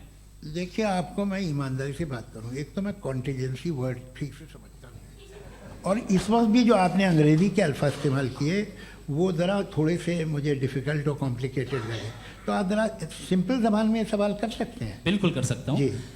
यूनिवर्स की हर चीज कॉन्टिंजेंट होने का मतलब यह है कि वो अपने एग्जिस्टेंस में किसी के ऊपर डिपेंडेड है। जो भी चीज डिपेंडेड होगी वो चीज इंडिपेंडेंट नहीं हो सकती, तो उसका कोई ना कोई कॉज होगा। तो अब आप क्या समझते हैं कि ये इन्फिनिट रीग्रेस है, यानी कॉज पर कॉज, कॉज पर कॉज, कॉज पर कॉज, और कभी कोई यानी ये एंडलेसली चलता रहा? क्योंकि अगर ऐसा होगा तो हम तो एग्जिस्टेंस में आते ही नहीं। लॉजिकली ये मुत्तफक अलैह चीज है, मुत्तफक अलैह, अग्रीड अपॉन। इस पे हमने एग्री किया था कि मुश्किल शब्द आएगा तो अर्थ बताना पड़ेगा। तो इन्फिनिट रीग्रेस तो पॉसिबल नहीं है, तो कहीं ना कहीं आपको रुकना पड़ेगा ऐसे नेसेसरी बीइंग पर। नहीं, कोई ज़रूरत नहीं रुकने की। किसने कहा आप रुकना पड़ेगा? आप रुकते हैं खुदा पे, आप नहीं रुकते। आप कहते हैं वो हमेशा से, जब उस वक्त से जब वक्त नहीं था। आप कहाँ रुकते हैं कि अब हुआ था वो? आप नहीं कहते। हम क्यों नहीं मान सकते कि यूनिवर्स जो है और बल्कि मल्टीवर्सेस जो है वो हमेशा से हैं, वो बनती है, बिगड़ती है। एक हमारे यहाँ एक चीज़ है ब्लैक होल, वो समेट लेता है वापस, फिर ब्लास्ट होता है, फिर फैल जाता है। और इसमें हमारी तो खैर कोई औकात ही नहीं है इंसान की। एक छोटे से ज़र्रे पे हम 50-60 साल की उम्र रखते हैं, जो करोड़ों अरबों साल की कायनात है उसमें, और पैदा भी नहायत ही बेहुदा वजह से हुए थे। तो इसमें ये सोचना कि इसकी वजूहात और ये क्यों है, ये डिपेंडेंट है, ये हम देख रहे हैं। क्या मालूम? आप सोचिए कि ये जो फैल रही है कायनात, ये कहाँ फैल रही है, ये कहाँ जा रही है, और ये फैल क्यों रही है? अरे बना ली थी तुमने, रुको भैया, काफ़ी है। ये फैल क्यों रही है? ये और कौन सी कायनात जिसे मैं दूरबीन से देखता हूँ तो 2 बिलियन लाइट ईयर पे है, उससे मेरा कोई वास्ता ही नहीं है। 2 बिलियन ईयर यानी अगर मैं 80,000 माइल्स पर सेकेंड से चलूं तो 20 करोड़ साल में वहां पहुंच जाऊंगा। इसकी ज़रूरत क्या थी? ये दुनिया, ये कायनात तो इंसान अशरफुल मखलूक़ात के लिए बनाई गई ना। तो ये सब ये टर्म समझ में नहीं आया। इसमें कोई ख़ास समझने वाली बात थी भी नहीं। ये जो अल्टीमेट कहा यह जाता है कि ये जो पूरी यूनिवर्स है, ये जो दुनिया है, ये इंसान के लिए बनाई गई। अच्छा, ये सब इंसान के लिए। क्यों साहब? सही है ना? बिल्कुल, लेकिन इसका ये मतलब नहीं कि किसी चीज के पीछे रीजन आपको नहीं पता तो रीजन नहीं है। इसे कहते हैं नहीं, मुझे नहीं पता, लेकिन मेरी जिम्मेदारी नहीं है। वो बिल्कुल सही कहा था उसने, बर्टन रसल ने। आपने उसे मजाक में टाल दिया कि भाई आप एक दावा कर रहे हैं, मैं क्यों कहूं कि ये गलत है दावा? आप प्रूफ कीजिए, मेरे पे जिम्मेदारी ही नहीं है, मैंने थोड़ी कहा है। आप प्रूफ कीजिए कि ये सही है। आप आर्ग्यूमेंट ऑफ कंटिंजेंसी का जवाब ही नहीं दे रहे हैं। पूछना चाहेंगे? आप सवाल पूछना चाहेंगे मुफ्ती साहब से? क्योंकि ये क्रॉस एग्जामिनेशन का दौर है। आप जैसे पहले बोल रहे थे फेथ को लेके कुछ। मैं ये पूछना चाहूँगा कि खुदा ने जो भी रेवलेशन किए हैं, एक मज़हब के लिए बहुत से मज़हबों में किए हैं, अलग अलग रेवलेशन है। कहीं कुछ एक बातें हैं, कॉन्ट्रडिक्शन भी है आपस में, कहीं कुछ आप कर सकते हैं, कहीं कुछ नहीं कर सकते। ऐसा नहीं है कि सबकी कोड ऑफ मॉरल एक है। तो ये किस्सा क्या है? अब आप ये देखिए कि मुझे कभी कभी लगता है कि जो फुटबॉल फाइनल होता है, लाखों लोग होते हैं, फिर वो टीवी कवर कर करोड़ों लोग, अगर उसमें खुदा की एक बूमिंग आवाज़ आ जाती, मैं गॉड हूँ, तो सारे लोग अभी सुन लेते और टीवी पे भी सुन लेते, किस्सा खत्म होता। ये इतनी राजदारी क्या है कि तुम सामने कुछ तो सबूत दे दो हमें सॉलिड। ये कह साहब ये यूनिवर्स कैसे बनी, इससे मसला क्या हल होगा? मैं पूछूंगा आपसे खुदा कैसे बना? क्यों नहीं पूछूंगा कैसे बना? बल्कि वो तो कायनात से कहीं ज़्यादा इंटेलिजेंट है, कायनात से कहीं ज़्यादा कॉम्प्लेक्स। जी वो हमेशा से है। आप कहेंगे मैं मान लूँगा। अच्छा, दोयम वो कादिर मुतलक, यानी कादिर मुतलक का मतलब ओमनीपोटेंट, वो जो चाहे कर सकता है। आपको नौकरी दिलवा सकता है, आपकी अच्छी जगह शादी करवा सकता है, आपके पड़ोसी का मुकदमा हरवा सकता है, आपको जिता सकता है, सब काम करता है। थोड़ा सा माइक क्लोज। वो इस दुनिया को चला कैसे रहा है? ये दुनिया कैसे चल रही है? आपको इस पर हैरत नहीं होती? या क़यामत के बाद कभी एक जस्टिस होगा, जब ये बच्चा मर चुका होगा, जिसकी धज्जियाँ उड़ गई बम से, इसको इंसाफ मिलेगा तब? अच्छा, अब जवाब दूं? हाँ जी जी। मैं इसीलिए आप की तरफ सबसे पहले आपने रेवलेशन और स्क्रिप्चर्स की बात की, इस पे मैं बात कर सकता हूं लेकिन आज नहीं करूंगा चूंकि वक्त कम है, कभी और इस पे डिस्कस करेंगे। मैं तैयार हूं उस पे भी बात करने के लिए। ये क्योंकि अभी हमारा से topic- राउंड 2 की भूमिका तय हो रही है। Does God exist round 2? जी चूंकि आज गॉड के एग्जिस्टेंस पे बात है तो मैं उसी के रिलेटेड जो है आपके सवालात को एंटरटेन भी करूंगा और मैं भी पूछूंगा। आपने कहा कि आपने साबित ही नहीं किया, जबकि आर्ग्यूमेंट ऑफ कॉन्टिंजेंसी बुनियादी आर्ग्यूमेंट है। आप मुझे कॉन्टिजेंसी का मतलब बताइए, आपका मतलब क्या है कॉन्टिजेंसी? कॉन्टिंजेंसी का मतलब यह हुआ कि हर वो वजूद जो किसी भी चीज का पाबंद है, हर वो वजूद या हर वो चीज जो अपने एग्जिस्टेंस में किसी भी चीज के पाबंद है और उससे बाउंड है, उसको उसकी जरूरत है, उस पर डिपेंड करती है, तो जाहिर सी बात है कि उसका कोई ना कोई कॉज होता है। ये तो अक्ल की बात है। ये आप रीजनिंग की बात करते हैं, मैं वही कर रहा हूं। दूसरी चीज आपने ये बात कही कि इतने बिलियन लाइट ईयर्स दूर है, उसका मेरा क्या लेना देना। फिर मेरे ख्याल से आपको ये नहीं कहना चाहिए I think therefore I am an atheist. आपको सोचना चाहिए, सिर्फ आप एक लिमिटेड दायरे में रहकर नहीं सोचें बल्कि बाहर निकलकर सोचें। आपने तीसरा सवाल किया, आपने 2-3 सवाल एक साथ किए। ऐसी बातें ना कीजिए, कुछ लोगों को इतराज हो जाएगा आप पे कि आप कुछ भी सोचिए। ये इजाजत आपको है नहीं, मुझे है।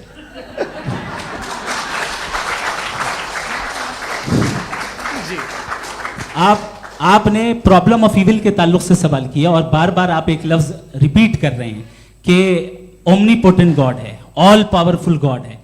यही तो दरअसल समझना है कि गॉड का कॉन्सेप्ट क्या है। प्रॉब्लम ऑफ इविल जो है, प्रॉब्लम ऑफ इविल दर हकीकत 2 असम्पशंस पर कायम है। अगर आप इन 2 असम्पशंस को समझ जाएं तो ये प्रॉब्लम नहीं रहेगी, आर्ग्यूमेंट आपको समझ में आ जाएगी कि ये कोलैप्स कर जाता है। पॉइंट नंबर 1, यानी जो आपका सबसे पहला फॉल्स असम्पशन है कि गॉड मर्सीफुल है, ओमनीपोटेंट है, दुनिया में जुल्म हो रहा है। लेकिन आपको यह समझना चाहिए कि हमारे वर्ल्ड व्यू के मुताबिक गॉड सिर्फ ओमनीपोटेंट और सिर्फ मर्सीफुल नहीं है, बल्कि वो ऑल वाइज भी है और वो ऑल नोइंग भी है। उसके हर काम के पीछे हिकमत और विजडम है। ये कोई जरूरी नहीं है कि वो हिकमत और विजडम आपको समझ में आए या मुझे समझ में आए। अगर आप जो समझ रहे हैं उसके मुताबिक आप फैसला कर रहे हैं, ये लिमिटेड पर्सपेक्टिव से आर्ग्यूमेंट है। और इस चीज को हम अपनी दुनिया में, अपने लाइफ में, डेली लाइफ में इस प्रिंसिपल को एक्सेप्ट करते हैं। हम जब किसी डॉक्टर के पास जाते हैं, डॉक्टर के पास जाकर वो अगर उसने हमें कोई दवाई दी है तो हम ये तो नहीं कहते कि जब तक आपके पास जितना नॉलेज और जितना विजडम नहीं है, आपने क्यों ये दवाई दी है, तब तक हम इस चीज को एक्सेप्ट नहीं करेंगे। नहीं कहते, हम उसकी अथॉरिटी को तस्लीम करते हैं। क्यों? क्योंकि उसकी हम जानते हैं कि वो नॉलेजेबल है, वो विजडम वाला है, हमसे ज्यादा नॉलेज और हमसे ज्यादा विजडम है। बताएं सर। नहीं, डॉक्टर में और खुदा में बड़ा डिफरेंस है। डॉक्टर पढ़ा लिखा होता है, एक तो मैं उसकी बात सुनूंगा। 2 ये नहीं, कुछ जवाब तो ये भी नहीं है सर। प्लीज आप अगर सब ऑडियंस से बोलने लगेंगे तो फिर मतलब नहीं सिविलाइज्ड बहस का। मतलब आप ये कहें कि चूंकि आप डॉक्टर पे बिलीव करते हैं इसलिए खुदा पे बिलीव किए, क्या ये मिसाल आपको समझाने के लिए आर्ग्यूमेंट है, इस पे आपको एतराज नहीं है। तो सिंपल बात ये है कि मैं अगर ये यकीन कर लूँ कि एक ओमनीपोटेंट, उसकी मसलहत है, ये जो बच्चे मर रहे हैं ये मसलहत है उसकी, मुझे नहीं चाहिए थी मसलहत। उसकी मसलहत नहीं, यही तो समझना है। मतलब एक्सपीरियंस।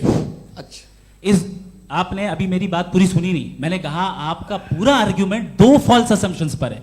एक फॉल्स असम्पशन मैंने बता दिया, दूसरा फॉल्स असम्पशन ये है कि इस दुनिया में इविल के होने का कोई गुड रीजन नहीं है, जबकि हमारे पास बाज रीजंस मौजूद हैं, हमारे पास बाज वजूहात मौजूद हैं।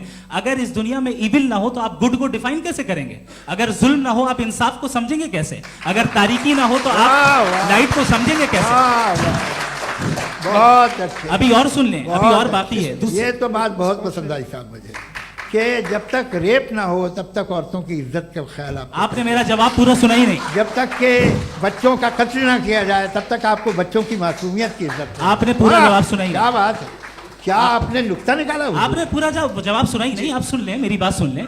ये मैंने आपको एक चीज बताई। दूसरी चीज, इस दुनिया में हम आए हैं टेस्ट के लिए, हमारा टेस्ट हो रहा है और हर इंसान का अलग अलग अंदाज में टेस्ट होता है। और इस दुनिया में अगर इविल मौजूद है तो वो इविल जरिया है हमारे अंदर ह्यूमन नोबल क्वालिटीज को डेवलप करने का और अलग अलग फील्ड में प्रोग्रेस करने का। और अगर हमारे अंदर और इस दुनिया में इविल नहीं होता तो बताइए टेस्ट का मतलब क्या होता? अगर मैं अपने स्टूडेंट को एमसीक्यूज दूं और उसमें सिर्फ राइट आंसर लिख कर दे दूं और कहूं तुम्हारा टेस्ट हो गया, ये मीनिंगलेस है। इस दुनिया में अगर हम टेस्ट के लिए आए हैं तो जाहिर है गुड एंड इविल दोनों मौजूद है। तो अगर गुड एंड इविल दोनों मौजूद है तो ये इविल भी खुदा का बनाया हुआ है। जी हाँ, खुदा का बनाया हुआ है, लेकिन अच्छा, चलो अच्छी बात। जी बिल्कुल, तो बिल्कुल खुदा ने मतलब बनाया है। अभी तो ये है कि जो मेजॉरिटी है दुनिया में वो इविल है, तो ये खुदा एक्चुअली इविल के साइड पे लग रहा है मुझे। बिल्कुल भी नहीं, मैं बताता हूं। मेजॉरिटी में तो वो है। क्या बात कर रहे हैं भाई आप? मैं बहुत- कोई भी जो मुंसिफ होगा, चाहे आपका अपना घर हो जिसके आप सबसे बड़े हैं, चाहे आपकी ऑर्गेनाइजेशन हो जो आप चलाते हैं, वहां पर आप इवल रखेंगे साबित करने को कि बाकी लोग शरीफ हैं। मेरी बात सुन क्या लें। ये आर्ग्यूमेंट ही गलत है? अगर- कि जब तक के कोई इवल नहीं होगा तब तक के शरीफ आदमी शरीफ नहीं लगेगा। अगर एग्जामिनर गलत ऑप्शन दे रहा है तो एग्जामिनर इविल नहीं हो गया, जो गलत ऑप्शन को सेलेक्ट कर रहा है वो फेल होगा। क्रिएटर ने इविल को बनाया है लेकिन वो इविल नहीं है। अच्छा, सुनिए मेरी बात, चलिए, let me complete sir, let me complete sir. जी जी। क्रिएटर ने इविल को बनाया है टेस्ट के लिए, वो इविल नहीं है। इविल वो होगा जो उसे इख्तियार करेगा। छुरी को बनाने वाला गलत नहीं होता है, छुरी का गलत इस्तेमाल करने वाला गलत होता है। रेप को कैसे गलत इस्तेमाल करते हैं? रेप इंसान के फ्री विल का नतीजा है। ये रेप कैसे गलत इस्तेमाल होता है? ये मुझे अब सुन ले, अब सुन ले। गलत इस्तेमाल होता है। हाँ मैं बता रहा हूँ रेप कैसे गलत ना, मैं बता रहा हूँ जी। कि जो इविल इस दुनिया में मौजूद है उसके कई सारे तरीके हैं। एक तरीका इंसान का अपना फ्री विल है। अब अगर कोई रेपिस्ट रेप कर रहा है तो इसका गॉड का कसूर नहीं है, वो अपने फ्री विल का गलत इस्तेमाल कर रहा है, उसको सजा मिलनी चाहिए। अच्छा। और उसी के लिए जहन्नम बनाई गई है। ये फ्री विल का भी बड़ा चक्कर। आप जब कोई बुरा काम करते हैं या कोई बुराई होती है तो ये कहा जाता है कि ये फ्री विल है। 7 billion free wills are moving on this planet. 7 billion free will. और एक आदमी अपनी फ्री विल से मुझे कत्ल कर दे तो मैं खुदा की मर्जी से मरा हूं कि इसकी फ्री विल की वजह से? मेरी मौत खुदा के हाथ है या ये फ्री विल वाले के हाथ है? खुदा ने फ्री विल का निजाम बनाया है और उस निजाम का गलत इस्तेमाल करके कोई आपको ये मार गलत रहा है, इस्तेमाल करके मेरा कत्ल कर देता है। अब मेरी मौत का जिम्मेदार कौन है? वो इंसान जिम्मेदार है। वो इंसान। जी। तो ये कहना कि और उसको सजा मिलेगी। तो अब आप आगे चलिए कि ये तय करना कि अल्लाह ही या खुदा, सॉरी अल्लाह ने, खुदा ही जिंदगी देता है, खुदा ही मौत देता है, ये गलत है। बिल्कुल गलत नहीं है। हाँ, नहीं, निजाम उसी ने बनाया फ्री विल का।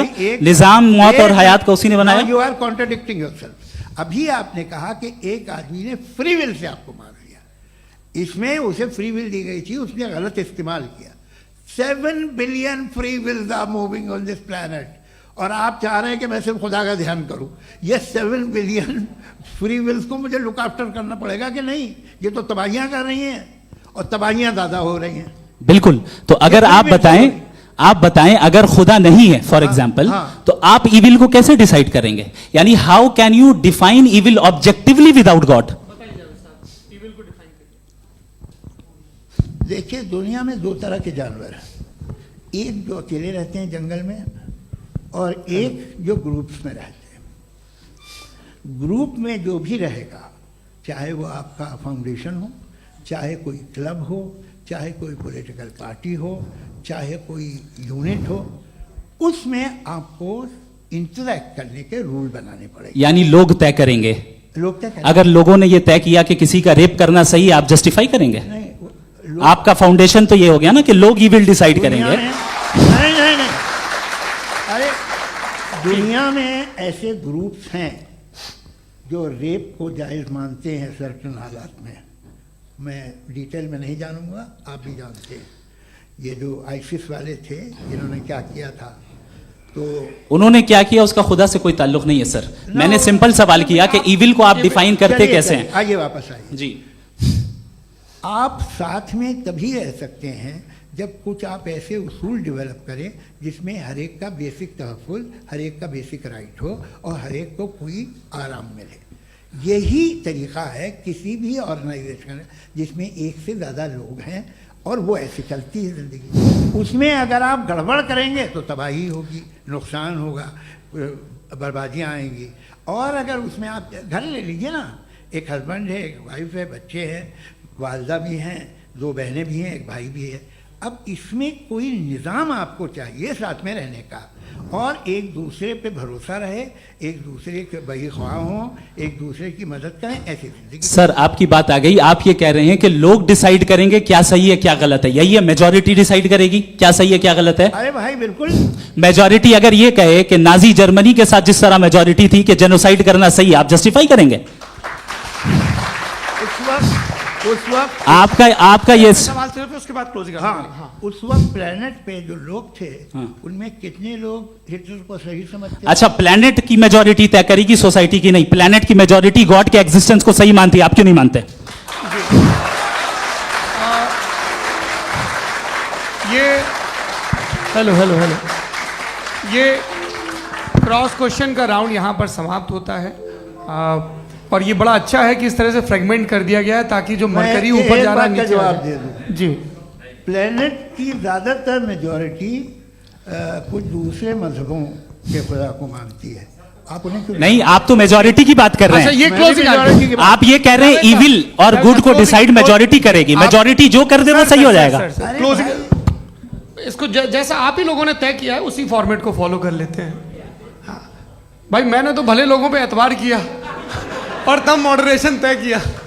जी, आपके पास 5 मिनट का वक्त है, क्लोजिंग आर्ग्यूमेंट है, उसके बाद हम ऑडियंस से क्वेश्चन आंसर लेंगे जावेद साहब की क्लोजिंग आर्ग्यूमेंट के बाद। Okay, Your time starts now. बहुत शुक्रिया। जी। हमारा जो टॉपिक है डज गॉड एग्जिस्ट, मैं इस पे इतने एकेडमिक तैयारी करके आया था, मुझे था कि मैंने सोचा था कि कई सारे मैं आर्ग्यूमेंट्स दूंगा, लेकिन वक्त की भी किल्लत और जावेद साहब बार बार इधर उधर चले जा रहे थे तो उसको भी थोड़ा एंटरटेन करना पड़ गया। डज गॉड एग्जिस्ट पे मैं एक ही आर्ग्यूमेंट दे पाया। आर्ग्यूमेंट्स बहुत हैं और डेफिनेटिव आर्ग्यूमेंट्स हैं, और मेरे आर्ग्यूमेंट को किसी एक राउंड में भी इन्होंने एंटरटेन नहीं किया और रेफ्यूट नहीं किया, एक राउंड में भी नहीं, एक राउंड में भी नहीं। कौन सा? और ना ही अभी अभी आपका क्लोजिंग आर्ग्यूमेंट आएगा नहीं, वो उसमें। बता देना। Argument of contingency sir. अरे मैं आपसे कई बार कह चुका हूँ कंटीजेंसी का मतलब अब क्या मैं है? कैसे समझाऊं Please, आपको? please, और आपस में हाँ, आप और please, कितने please, आसानी से समझाऊं मैं, मुझे तो नहीं समझ में आ रहा है। बस- आप अपनी- sir, argument sir, of contingency Urdu में बोल सकते हैं। हाँ, आप अपनी बात पूरी कर लें। जी। आखिरी 4 मिनट। दूसरी चीज, just a minute please ma'am, can I talk? दूसरी चीज ये है कि आपने एक तो इसका जवाब नहीं दिया, दूसरा आपने गॉड के ना होने पर कोई डेफिनेटिव आर्ग्यूमेंट नहीं दिया, सिर्फ मजहब पे बात कर रहे हैं आप। मजहब तो आज हमारा टॉपिक ही नहीं था। आज तो हमारा टॉपिक हो, आप मजहब से ले लेकर आईएस तक चले गए। भाई हमारा क्या ताल्लुक है उससे? We condemn them. और उसका गॉड से क्या ताल्लुक है? अगर कोई गलत काम कर रहा है, किसी ने किसी को कत्ल किया, किसी ने किसी का रेप किया, उसको सजा मिलनी चाहिए। और आपके पास कोई भी rational strong foundation of morality नहीं है। आपने कहा कि मेजॉरिटी तय करेगी सोसाइटी की, वो सही होगा। मैंने कहा हिटलर को फिर आप सही कहेंगे, नहीं नहीं नहीं नहीं, प्लैनेट की सोसाइटी की मेजॉरिटी तय करेगी। तो प्लैनेट की मेजॉरिटी गॉड की एग्जिस्टेंस को मानती है, आप कह रहे हैं ये रिलीजियस है। तो यानी आपके पास कोई स्ट्रॉन्ग फाउंडेशन नहीं है ऑब्जेक्टिव मोरालिटी का। ऑब्जेक्टिव मोरालिटी का अगर कोई फाउंडेशन है तो वो सिर्फ गॉड है, गॉड है, गॉड है। थैंक यू जी, ये मुफ्ती शमाइल नदवी साहब का क्लोजिंग आर्ग्यूमेंट था। अब हमारे पास जी ये बड़ा अच्छा है कि दोनों लोगों को मॉडरेटर से शिकायत भी और बोल रहे हैं भाई हमारी शाबाशी भी तो करते चलो। अब मेरी बात जी, आपके पास जावेद अख्तर साहब 5 मिनट का वक्त है, ये आपका क्लोजिंग आर्ग्यूमेंट है। टाइम रीसेट कर दें जी। देखिए, बहुत सारी बातें हैं। गॉड का डेफिनेशन दुनिया के किसी भी रिलीजन में है कि वो ओमनीपोटेंट है, ओमनीप्रेजेंट है, he is just, he is kind, he loves you and so on. मैं जब दुनिया देखता हूँ तो मुझे कोई ऐसा सुप्रीम पावर यहाँ दिखाई नहीं देती है जो इंसान की बहबूदी के लिए कुछ कर रही हो, कमज़ोर को बचा रही हो, मदद कर रही हो, जालिम को पीछे हटा रही हो। मैं नहीं देखा, तारीख़ में नहीं। एक तो अगर है और ये देख रहा है तमाशा, तो उसका होना न होना बराबर है। दोयम ये कि ये जो है, जब आप ये कहते हैं कि कायनात जिसकी कंटीजेंसी है, मैं देखिए वो लफ्ज़ इस्तेमाल किया मैं, तो ये कैसे हो सकती है भाई? और फौरन आप सरेंडर कर देते हैं कि जाहिर है कि इसका बनाने वाला तो इससे 10,000 गुना ज़्यादा कॉम्प्लिकेटेड होगा। उस पर आपके होने पे कोई इतराज़ नहीं है। उसे वो टाइमलेस है, वो पहले से था, टाइम तो बहुत बाद में आया। ये सब आप मानने को तैयार है जिसका आपके पास कोई सबूत नहीं, आपके पास कोई रीज़न नहीं। आपकी तारीख क्या है मजहबों की? बिलीफ की जो खुदाओं का बिलीफ है ये कॉन्स्टेंटली गलत साबित होता रहा है। मतलब आप कहें कि अरिस्टोटल के ज़माने में तो सब जाहिल थे, वो भी इतने ही यकीन से खुदा पे यकीन रखते थे जो अब नहीं रहा, ये भी नहीं रहेगा, आप लिख लीजिए। और इसके आसार आपको दुनिया में दिखाई देना शुरू हो चुके हैं। ये बहस क्या आज से 100 साल पहले इस तरह हो सकती थी? यहाँ तक तो आपको हम ले आए हैं। तो सर अरे इनको मदद की ज़रूरत नहीं भाई, ये सेल्फ सफिशिएंट आदमी है, आप क्यों इनकी मदद कर रहे हैं? Sir please. तो ये जो है तमाम बातें अपनी जगह हैं। ये एक पैकेज है। आप अकेले, कोई आदमी ऐसा नहीं जो सिर्फ गॉड को मानता हो, उसके साथ बहुत पैराफर्नेलिया आता है, अलग अलग पैराफर्नेलियाज आते हैं। They have always created chaos in the society. मैं तो आपको सीधा ऑफर देता हूँ कि दुनिया में 10 इम्पॉर्टेंट बिलीव्स हैं। आप 1 मानते हैं, 9 नहीं मानते, 9 में आप एथियस्ट हैं, 9 को आप बिल्कुल रीजनेबली मेरी तरह देखते हैं।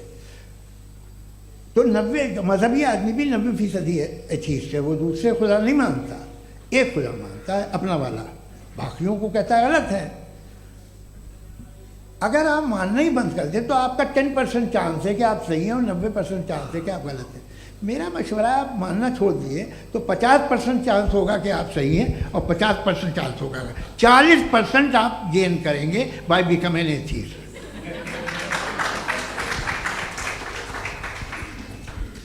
ये एक फरसूदा ख्याल है, ये ख़त्म हो रहा है। हो सकता है मेरी ज़िंदगी में ना हो, लेकिन ये हो जाएगा। जो बातें ये इनको आप मेटाफिजिकल ये वो ऐसे रिस्पेक्टेबल टर्म दे दिए, ये तो उन लोग के हैं जिन्हें ना फिजिक्स मालूम थी ना मेटा मालूम था, ये उन्होंने आपको दिए हैं। जी बहुत शुक्रिया आप दोनों लोगों का। और अब इस बातचीत का आखिरी राउंड शुरू होगा, डज गॉड एग्जिस्ट की ये बहस मुफ्ती शमाइल नदवी और जावेद अख्तर साहब के बीच। आप लोग अपने अपने हाथ ऊपर करेंगे, मैं यहाँ से तय करूँगा। और माइक हमारे पास है क्या? एक ही माइक है ऑडियंस के लिए? 2 माइक है, एक इस तरफ एक इस तरफ, ठीक है। तो जी सबसे पहले हमारी सहयोगी हैं मारिया शकील जी, पूछिए सवाल। थोड़ा सा रुकेंगे ताकि कैमरे का फ्रेम आप पर आ जाए, आपकी तो प्रैक्टिस है टीवी की। जी नदवी साहब, मैं खुदा को मानती हूँ, पहले मैं इसी प्रमाइस से शुरू कर रही हूँ और ये बता रही हूँ आपको, मैं मानती हूँ। लेकिन कुछ सवाल हैं जो जावेद साहब ने उठाया, उसका जवाब आपको देना चाहिए। पहला सवाल ये कि गज़ा में सालों से छोटे बच्चे मर रहे हैं, वो उनको, अगर खुदा मर्सीफुल है, हम मानते हैं कि अल्लाह ताला में बहुत ताकत है, तो वो बच्चे क्यों मर रहे हैं? दूसरी बात ये कि अगर कंटिजेंसी की जो आप बात करते हैं, पूरे मुस्लिम ममालिक मिल करके भी उन गज़ा के बच्चों को क्यों नहीं बचा पा रहे हैं? क्योंकि अगर वो चाहते, क्योंकि अल्लाह ताला उन पर हुकूमत करते हैं, सब पर हुकूमत करते हैं, तो वो उनको क्यों नहीं बचा? जी थैंक यू वेरी मच। बहुत अच्छा किया आपने इस चीज़ को जिक्र कर दिया, मैं इसको और अच्छे से एक्सप्लेन करने की कोशिश करता हूँ। देखें, जहाँ तक आपने कहा कि गज़ा के बच्चों को मारा जा रहा है, देखें 2 वर्ल्ड व्यू है, एक एथीस्टिक वर्ल्ड व्यू, एक थीस्टिक वर्ल्ड व्यू है। बच्चे मर रहे हैं दोनों वर्ल्ड व्यू में, लेकिन हमारा वर्ल्ड व्यू कह रहा है कि रिकॉम्पेंस है, ये कह रहे हैं कि उनका मरना बेकार जाने वाला है, कोई उसका रिकॉम्पेंस नहीं है, चूंकि इनके यहाँ आखिरत और अल्लाह का कोई तसव्वुर या गॉड का कोई तसव्वुर नहीं है। आपने ये सवाल किया कि गॉड मर्सीफुल है, क्यों नहीं रोकता? ये मैंने बताया कि ये मिसकंसेप्शन है लोगों के दरमियान कि गॉड को सिर्फ मर्सीफुल और ओमनीपोटेंट समझते हैं। गॉड के सिर्फ यही 2 एट्रीब्यूट्स नहीं हैं, गॉड के कई सारे एट्रीब्यूट्स हैं, उनमें से अल हकीम भी है, उनमें से ऑल वाइज भी है, ऑल नोइंग भी है। लिहाजा अगर इस दुनिया में किसी को तकलीफ आ रही है और गॉड उसको नहीं रोक रहा है, वो इसलिए नहीं रोक रहा है चूंकि इंसानों को फ्री विल दिया गया है। ठीक इसी तरीके से अगर एक डॉक्टर किसी छोटे बच्चे को इंजेक्शन लगा रहा है, उसे तकलीफ पहुंच रही है, उसके लिमिटेड पर्सपेक्टिव के एतबार से यह गलत हो रहा है और डॉक्टर बुरा है। लेकिन जब आप ब्रॉडर पिक्चर को देखेंगी, आपके और हमारे पास सिर्फ एक पिक्सल है, हमें इतना नजर आ रहा है कि गजा में कत्ल हो रहा है, लेकिन इसके पीछे कितना रिकॉम्पेंस उनको मिलने वाला है, पूरा पिक्चर गॉड के पास है। तो एक पिक्सल से आप पूरे पिक्चर को कभी भी जज नहीं कर सकती। आप इसमें कुछ जोड़ना चाहेंगे? आपको कुछ बोलना है इसमें? भैया आपने बहुत अच्छा जस्टिफिकेशन दिया। या आप वो जो वहाँ के प्राइम मिनिस्टर इजराइल के उन्हें भेजिए, वो बहुत खुश होंगे। जी, आप अगला जस्टिफिकेशन दे देना कि अगर गॉड नहीं है तो बच्चे क्यों मर रहे हैं, आप बताएं। जी, वो ये सवाल पूछ रहे हैं कि अगर आप ईश्वर का अस्तित्व नहीं मानते हैं तो उन बच्चों की मौत को आप कैसे इंटरप्रेट करते हैं? भाई ये दुनिया जो है, जो ताकतवर लोग होते हैं वो एक नाइंसाफ़ी करते हैं। तो ये अच्छा काम है आपके नजदीक, तो नेचर नाइंसाफी पे मबनी है। अरे मेरे भाई, आप नेचर की कहाँ बात कर रहे हैं, मैं तो इंसान की बात जी, कर ये रहा तो फिर क्रॉस जब मैं इंसान की बात कर रहा था आप नेचर की बात करने लग क्रॉस गए। एग्जामिनेशन नहीं। हूँ। हाँ, अब आप मुझे बोलने नहीं देंगे तो अलग बात है, आप बोलिए, मुझे कोई इतनी जल्दी नहीं। जी, नहीं, ये क्रॉस नहीं, एग्जामिनेशन एक है। मिनट हाँ। रुकिए। क्रॉस मुझे एग्जामिनेशन। बोल तो लेने दीजिए। जी, बोलिए। ठीक है। बात ये है कि ह्यूमन सोसाइटी तभी साथ में रह सकती है जब वो मोहब्बत से, एकता से, एक दूसरे के एहतराम करके रहे। इसके अलावा पॉसिबल नहीं है, अकेले तो इंसान रह ही नहीं सकता। वहाँ पर कुछ लोग हैं जो फाउल करते हैं। वो फाउल हमेशा से तारीख में होता आया है। आज ये हो रहा है, जो हो रहा है बहुत बुरा हो रहा है, बहुत जालिमाना है, बहुत जाबराना है। उसको आप कहें कि ये बच्चों को कॉम्पनसेशन मिल जाएगा या इसकी इंजेक्शन है। इंजेक्शन तो हेल्थ के लिए दिया जाता है। आप ये कह रहे हैं कि ये बच्चों की जो धज्जियां उड़ रही हैं ये इंजेक्शन है, ये विटामिन टेस्ट का। है, ये टेस्ट है और उस टेस्ट में अगले- उनको ऐसा रिकॉम्पेंस मिलेगा जो आपके तस्वुर के बाहर है। ये आप 3 बरस के बच्चे को बारूद से उड़ा के टेस्ट ले रहे हैं। वाह, वो नहीं ले रहा है, खुदा नहीं उड़ा रहा है, इजराइल उड़ा रहा है। जी, ये तो उसको कंडेम अगला करें। सवाल लेते हैं। अगला सवाल लेते हैं प्रोफेसर पुरुषोत्तम अग्रवाल। मुफ्ती साहब, एक निवेदन आपसे है कि कम से कम थोड़ा सा माइक क्लोज एक रिलीजियस और फिलोसफिकल कर मैं प्लीज। एक रिलीजियस और फिलोसफिकल ट्रेडिशन है जो ब्रह्मांड को यानी यूनिवर्स को ही अंतिम मानती है। सर्वम खलु इदम ब्रह्मम, this is Chandogya Upanishad and it completely rules out the existence और नेसेसिटी, आपके शब्दों में necessity of a creator. The creation itself is the creator. तो एक मिनट प्लीज। दूसरा जो सवाल आपने अभी, जो आप बार बार कह रहे हैं कि भगवान विद्वान भी है, वाइज, सब जानने वाला, तो अगर विजडम में दुनिया भर के पापों और अत्याचारों को बर्दाश्त करना शामिल है तो फिर इसका मतलब ये हुआ कि अगर मैं फ्री विल से उसको अपोज करता हूं तो ईश्वर की विजडम और मेरी फ्री विल में कॉन्ट्राडिक्शन है। Because when I am opposing whatever is happening in Gaza, then I am opposing the God's will और गॉड्स विजडम। जवाब लेते हैं क्योंकि तो गॉड की विजडम में, एक मिनट सौरभ प्लीज सर, ये एक जुमला, गॉड की विजडम है कि गाजा में जो कुछ हो रहा है वो हो रहा है, मैं उसको अपोज कर रहा हूं तो मैं गॉड की विजडम के खिलाफ जा रहा हूं। एक सवाल। दूसरा ये नहीं, आपने दो ऑलरेडी। सर आप और सवाल कर लें, लेकिन मुझे दो जवाब दे सर, दीजिए। सर, पहले आपने ये कहा, सुनिए मेरी बात सुनिए। भाई इजराइल के गॉड के मुताबिक तुम्हारा ठीक हो रहा है ना? प्रोफेसर, नहीं हो रहा है, ठीक नहीं हो रहा है, मैं बता रहा हूं क्या हो रहा है। आप तशरीफ रखें, मैं बता रहा हूं क्या हो रहा है। Late me complete please. एक सेकंड गाइस, एक सेकंड। ये देखिए, ऐसा है कि ये सब बड़ा आपस में विचार विमर्श के बाद ये तय हुआ था कि कुछ नियम बना लिए जाएं ताकि एक टाइम बाउंड बातचीत चले।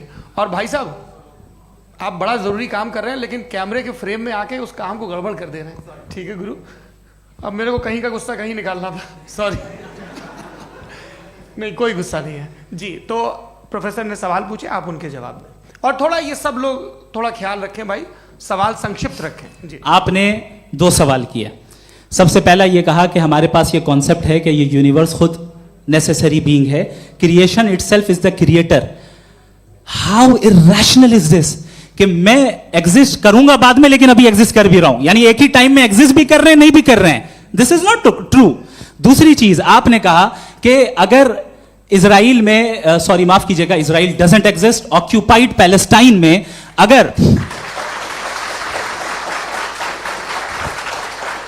अगर ऑक्यूपाइड पैलेस्टाइन में बच्चों को मारा जा रहा है फ्री विल की वजह से और गॉड नहीं रोक रहा, ये कॉन्ट्रडिक्शन है। ये बताइए कि एक एग्जाम में एक बच्चा गलत आंसर लिख रहा है, सुनिए, एग्जामिनर चाहे तो रोक सकता है, क्यों नहीं रोक रहा है? ये कॉन्ट्रडिक्शन है या कॉन्ट्रडिक्शन नहीं है? माइक नहीं सर, ये आपस में जी, ये क्या आपका सवाल? माइक दीजिए। फ्री विल दिया गया है टेस्ट के लिए, अकाउंटेबिलिटी के लिए। अगर फ्री विल नहीं होता तो आप कहते हैं हमें रोबोट बना दिया गया। नॉट मिसरिप्रेजेंट माय पोजीशन, आपकी जो भी पोजीशन, मैं अपनी फ्री विल के नाते, अपने ह्यूमन विजडम के नाते गाजा में हो रही अत्याचार का विरोध करता हूँ। बिल्कुल करना चाहिए। आपके हिसाब से मैं गॉड की विजडम का विरोध कर रहा हूँ? बिल्कुल नहीं, समाज हो रहा है गॉड की बिल्कुल भी नहीं, बोलेगा। बिल्कुल भी नहीं। उसका वहां पर गाजा में कत्ल होना ये इंसानों के गलत इस्तेमाल का नतीजा है, फ्री विल के इस्तेमाल का नतीजा है। गॉड इसका हुक्म नहीं देता, उससे रोकता है। भाई- यही तो मसला है ना, आपके लिए कॉन्सेप्ट क्लियर नहीं नहीं भाई, आपने तो बताया था इंजेक्शन लगाने से बच्चे को तकलीफ होती है, ये इंजेक्शन लगा। सर, आप ऐसे रेटोरिक स्टेटमेंट दे तब तो कोई नहीं, मसला नहीं आपने समझते बोला कि रहेंगे। Injection this is a rhetoric statement, this is not a logical argument sir. I am sorry, I am sorry. आखिरी 30 मिनट बड़े मुश्किल होने वाले हैं। जी, मुफ्ती साहब आगे बैठे हैं, इनको माइक दीजिए। हाँ, तरुण माइक आप अपने पास रखिए, आपको कैमरे का फ्रेम पता है जी। सबसे पहले दोनों को मुबारकबाद। एक सर अपना आप नाम बता दें। मेरा आप अमेरिका में शिकागो में रहते हैं, इतना मुझे याद है। बताया आपको, यासिर नदीम अलवाजदी मेरा नाम है। जावेद सर, आपसे एक क्वेश्चन है इन्फिनिट रिग्रेस के ताल्लुक से। एक हाइपोथेटिकल सिनेरियो है, मसलन अगर आप सर माइक थोड़ा सा प्लीज क्लोज रखिए। ओके। जी, अगर आप शायर इसलिए हैं कि आपके कोई उस्ताद शायर थे, और वो इसलिए शायर थे कि उनके कोई उस्ताद शायर थे, और इसी तरीके से हम माजी में पीछे चलते चलते चले जाएं और कहीं ना रुके, तो माफ कीजिएगा आप कभी शायर नहीं हो सकते। लेकिन आप शायर हैं, आपका शायर एग्जिस्ट करता है, इसका मतलब ये है कि आप कहीं ना कहीं रुके हैं। तो मेरा सवाल ये है कि क्या आप इन्फिनिट रिग्रेस ऑफ कॉजेस को लॉजिकल फैलेसी मानते हैं या नहीं मानते? हाँ या ना? मैं इन्हें लॉजिकल फैलेसी नहीं मानता हूँ, लेकिन मेरा प्रॉब्लम यह है कि जब मैं नहीं मानता हूँ तो I will continue with this logic जो फैलेसी नहीं हो। आप एक जगह रुक जाते हैं जाके, आप कहते हैं ये गेंद कैसे बनी, ये जजीरा कैसे बना, ये समंदर कैसे बना, ये ज़मीन कैसे बनी, और अचानक गॉड पे जाके आपको ब्रेक लग जाता है। एक बार आप सवाल नहीं करते कि भाई इनको बनाने वाला तो इनसे भी कॉम्प्लिकेटेड होगा, वो कैसे बना, उसके बारे में आपने इत्मीनान कर लिया, वो हमेशा से है। तो अगर आप उसे हमेशा से मानते हैं तो फिर ये मान लीजिए कि कायनात हमेशा से है, क्या तकलीफ फिर हम वजूद में नहीं आते ना। जी। है? हम मौजूद नहीं। अच्छा सर क्यों नहीं हो मैं सकते? बताऊंगा, प्लीज प्लीज। जैसे मैंने मिसाल दी आपके शेर की। आपका शेर कभी वजूद में ना आता अगर शायर इसी तरह चलते रहते हमेशा। जी, माइक मेरे ख्याल से एक सेकंड, इन्फिनिट रिग्रेस का कॉन्सेप्ट क्लियर नहीं हो पाया, ऐसे रहने दें, लेट्स मूव ऑन सर। ठीक है। हाँ, थोड़ा सा मॉडरेटर का भी ख्याल रखें। नहीं नहीं, आपने तो रखा है, आपने रखा है। यहाँ पे गौहर रजा साहब हैं, वो भी एक सवाल पूछना चाहते हैं। माइक यार नीचे से ऑन कर दिए, नीचे। पहले तो ये कह दूं कि मैं उन बच्चों से शर्मिंदा हूं जिनको गजा में कत्ल किया गया, क्योंकि हमारे होते हुए कत्ल किया गया। लेकिन उससे ज़्यादा शर्मिंदगी इस बात से हुई कि मुझे लगा कि मुफ्ती साहब उसको जस्टिफाई कर रहे हैं। बिल्कुल भी नहीं, आप मुझे बहुत ही लगा- गलत मुझे बात लगा कह- मैं गलत हो सकता हूं। बिल्कुल गलत मैं है। सवाल पूछ रहा हूं। सवाल मैं देखिए, सवाल अगर पूछ रहा हूं। एक मैं सेकंड, जावेद भाई गौर से साहब, एक डिसएग्री सेकंड, करता गौर साहब, हूं। एक सेकंड देखिए, अगर देखिए ऐसा, एक सेकंड आप सर वेट, अरे आप कुछ मेरे पहले मुझे अपनी बात कह लेने दीजिए। अगर ऑडियंस तय करेगी तो फिर मॉडरेटर का मतलब नहीं। मेरा आप सबसे ये कहना है, ये बहस दो लोगों के बीच में है, एक तरफ मुफ्ती साहब, एक तरफ जावेद साहब। पिछले 1.5 घंटे से ये लोग अपने अपने तर्क रख रहे हैं। आपकी इनसे इत्तेफाकी हो सकती है, ना इत्तेफाकी हो सकती है। मेरे उस्ताद मुझे सिखा गए हैं कि मुखामुखम में असहमति की गुंजाइश बची रहनी चाहिए। अगर मैं आपकी बहुत इज्जत करता हूं गौहर साहब, आपने जो कमाल की किताबें लिखी, साइंटिफिक टेम्परामेंट, लेकिन मेरी ये गुजारिश है आप सबसे कि यदि आप इन लोगों ने जो बोला उन पर टिप्पणियां करेंगे तो ना वक्त की पाबंदी रहेगी, ना वो अनुशासन। आप सवाल पूछ लें, उस सवाल में जो बात आ जाए वो आ जाए। मैं जावेद साहब से डिसएग्री करता हूं, इसलिए जावेद साहब से सवाल पूछ रहा हूं। आपका सवाल जावेद अख्तर साहब से। और सवाल ये है मेरा कि जावेद साहब ने कई बार लॉजिक का इस्तेमाल किया कि साइंस में लॉजिक है और रिलीजन में लॉजिक नहीं है। मेरा ख्याल ये है कि रिलीजन में भी लॉजिक है, लेकिन उस लॉजिक की बेसिस ये है कि आप रुक जाते हैं, जिसका जिक्र जावेद साहब ने बार बार किया, यानी खुदा के तसव्वुर पे आते हुए, गॉड के तसव्वुर पे आते हुए रुक जाते हैं। और इसमें सवाल पूछना मतलब फॉरबिडन होता है। सवाल यह है कि क्या जावेद साहब इससे एग्री करते हैं कि साइंस की लॉजिक अलग है और रिलीजन की लॉजिक अलग है? बताइए सर। देखिए, 3 चीज़ें हैं, साइंस है, एक है मंतिक है, इस्तिदलाल है, और एक जो है कुछ भी नहीं है, फेथ है, अकीदा है। मैं अकीदे की लॉजिक का कायल नहीं हूँ। मुझे आप इस्तिदलाल से, लॉजिक से, रीज़न से समझाइए, मैं मानने को तैयार हूँ, मेरा क्या नुकसान होगा।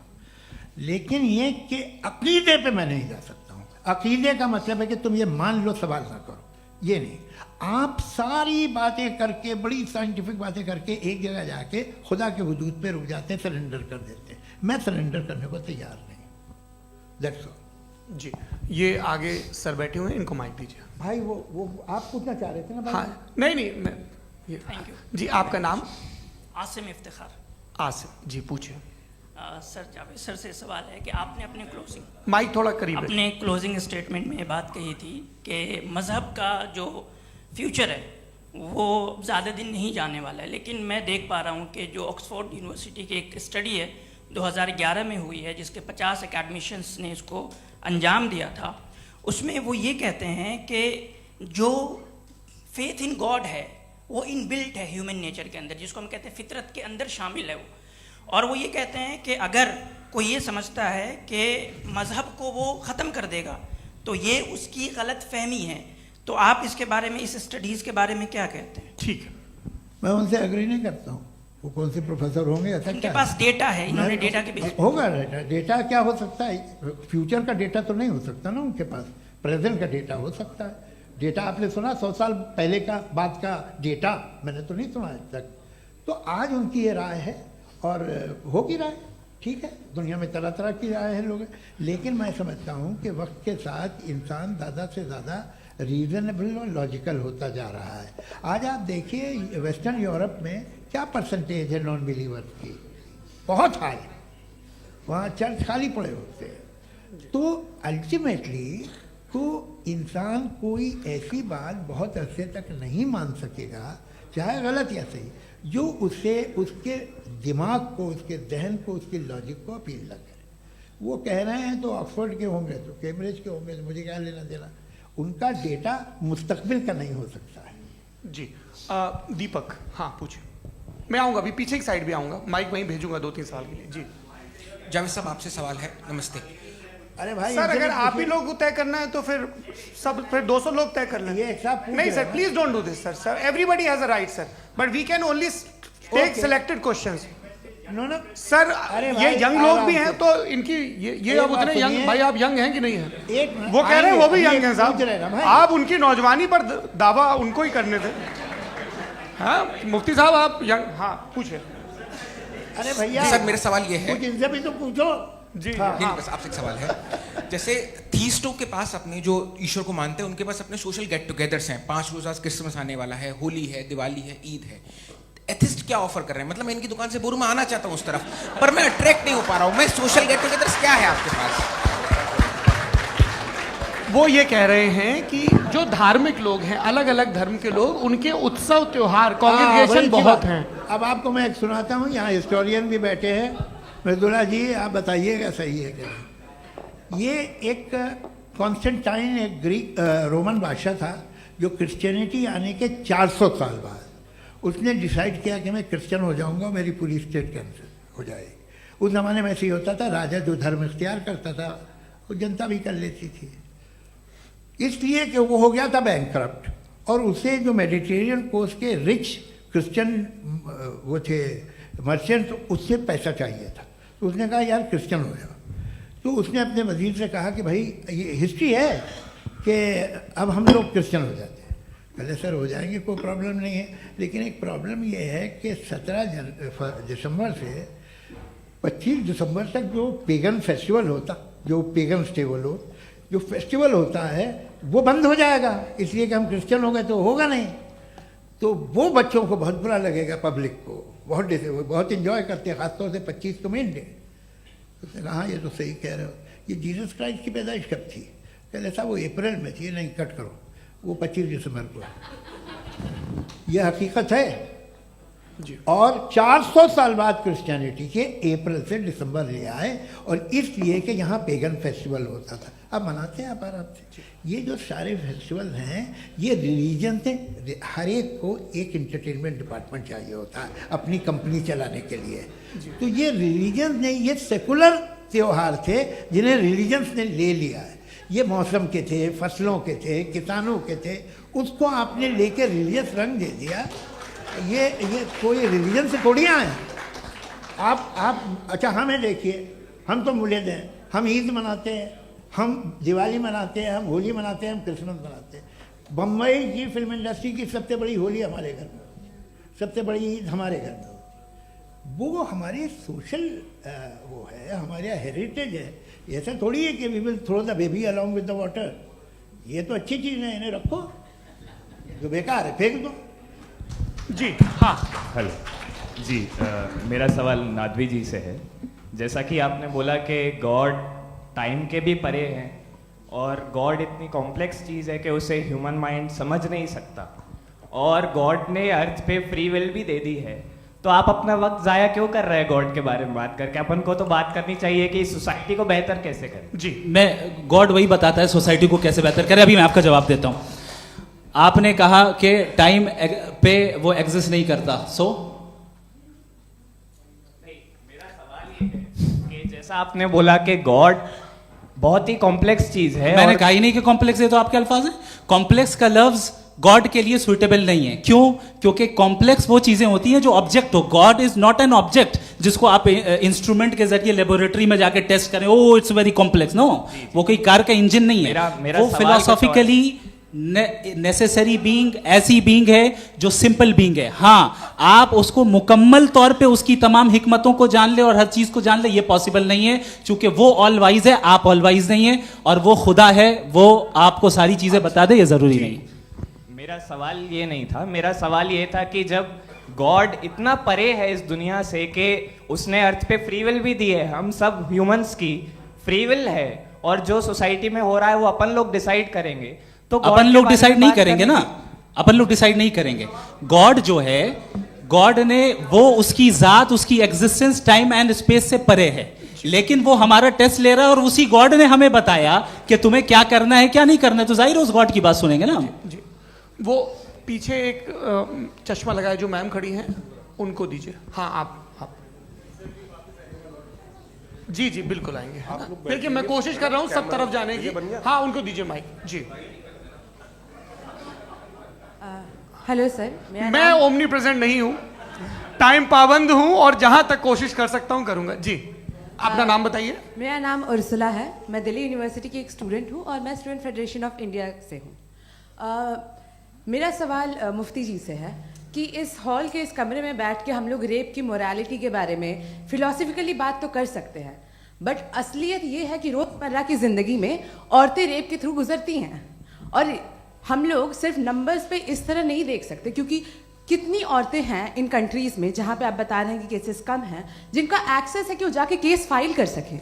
कितनी औरतें हैं जो जिनको काम करने की आज़ादी है उन कंट्रीज़ में। यूरोप में ये आज़ादी आ गई, यूरोप में ये रूल्स आ गए, तो हम आज उसके बारे में बात कर पा रहे हैं। जी जवाब। आपने ये कहा कि कमरे में बंद होकर हम लोग इस पर फिलोसफिकली बात कर सकते हैं, लेकिन हकीकत में क्या हो रहा है, वो ग्राउंड लेवल पे क्या हो रहा है जो बहुत गलत हो रहा है, और वो सफ़र कर रही हैं। आई एग्री, बहुत गलत हो रहा है, और जो गलत हो रहा है उसको हमें रोकना है। और क्यों रोकना है, वो गलत क्यों है, हमारे पास इसका ऑब्जेक्टिव फाउंडेशन है, इनके पास उसका ऑब्जेक्टिव फाउंडेशन नहीं है। मैं ये कहना चाह रहा हूं कि जहां पे भी जुल्म हो रहा है, जहां पे भी औरत पे जुल्म हो रहा है, या उसकी इज्जत लूटी जा रही है, या उसे तकलीफ पहुंचाई जा रही है, और सिर्फ औरत नहीं, किसी इंसान के ऊपर भी जुल्म हो रहा है, तो उसके खिलाफ खड़ा होना, ये मॉरलिटी हमारे पास गॉड के पास से आई है। वरना जावेद साहब तो कह रहे हैं कि जो है मेजॉरिटी डिसाइड करेगी, तो मेजॉरिटी तो कभी भी बदल सकती है। क्या आप हाँ। ये थोड़ी सी आपको गलतफहमी है। मैं अगर मेरे जुमले से ये मदना निकला या मैंने कहा, तो ये जुमला मैं वापस लेता हूँ। ये मेरा मतलब ही नहीं था कि मेजॉरिटी डिसाइड करेंगे। मेजॉरिटी डिसाइड करे तो दुनिया में बड़ी, वैसे आपने कहा था ये जुमला। अच्छा हो सकता है, मैं मान रहा हूँ, बाद में रिकैप कर लेंगे। अरे एक सेकंड, मैं अपनी एक्सप्लेनेशन देता हूँ। मुनासिब बात यह है कि हम सब के सब दिल में जानते हैं कि क्या अच्छा है क्या बुरा है, हमें पता है अच्छी तरह से। जो लोग बुरे काम करते हैं उन्हें भी मालूम अच्छा क्या है। यही तो सवाल था हजरत कि फिर ये मोरालिटी आई कहाँ से? Cross examination. हाँ जी हाँ। मोरालिटी साथ रहने की डिजायर से आई है। यानी साथ रहकर जो कुछ कह दे, जो कुछ कर दे, वो हो जाएगा? नहीं नहीं, तो आप कायदे से रह ही कर सकते हैं जब तक लोगों में मोरालिटी हो, वरना क्यास हो जाएगा। ये आपको कैसे पता? जी, हमने देखा ना जहाँ मोरालिटी का क्यास हो गया, हम देखते हैं। कहाँ पे देखते भाई हैं? दुनिया में आप जो कह रहे हैं, आप कहीं पे अगर गलत हो रहा है इस बहस तो के उसको बाद आप मैं गलत देखिए। आप एपिस्टेमोलॉजी की बात कर रहे हैं, मैं ऑन्टोलॉजी की बात कर रहा हूँ। मैं इस बहस फाउंडेशन के बाद क्या आप दोनों लोगों को चाय पे फाउंडेशन होस्ट करूंगा, वहां पे क्रॉस एग्जामिनेशन कर लीजिएगा। अभी ऑडियंस का हक मार रहे हैं आप लोग भाई, सर जस्ट लोग हैं आप लोग। और ये भाई ये हाँ, बच्चे उधर आएंगे, उधर इनको आएंगे। भी। जी सर आएंगे अच्छा सर मेरा नाम लईकुर रहमान है और मैं अलीगढ़ मुस्लिम यूनिवर्सिटी का स्टूडेंट हूँ। और जहाँ तक मुझे पता है कि sir you are also product of Aligarh Muslim University. मैं भी उसी चमन का बुलबुल। हाँ सर, तो बहुत खुशी हुई मुझे जान करके कि मैं आपसे मिलूंगा। सवाल सर मेरा सवाल ये है, सर सैयद अलैहि रहमा का नज़रिया ये था कि खुदा के वजूद को अक़ल के दायरे में रह कर के तलाश करना, न कि पूरी तौर से उसका इनकार कर देना। Sir how will you define it? नहीं तो ये तो आप इन्हें बताइए। ये सवाल आपसे खुदा का वजूद साबित कर रहे हैं। तो सर आपने इनकार कर रखा है, इस वजह से मेरा क्वेश्चन उन्होंने यही सर से एक सेकंड, सर सैयद ने यही कहा ना कि अक्ल से आप खुदा के वजूद को साबित नहीं कर सकते, यही कहा ना भाई। वो उन्होंने कहा कर सकते हैं और वो कर दिया गया आज। वो फोन दो। तलाश करना या साबित करना अक्ल से अक्ल से नहीं हो सकता। अरे सवाल तो सुन लीजिए जी। अक्ल से नहीं हो सकता है, यही कहा ना आपने। अक्ल से हो सकता है। अरे वो यही कह रहे हैं भाई, आप बता रहे हो सकता है, वो तो कुछ और। आप अगर सर देखो नौजवान फोन ले लो, वो इतनी कमाल की यूनिवर्सिटी है। अरे भाई दे दो जरा, एक मिनट दे दो भाई, मेरी बात सुनो, माइक पे बोलो ताकि जो लाखों लोग देख रहे हैं। माइक दे दो ना। अरे देंगे ना माइक, तुम ठहरो तो।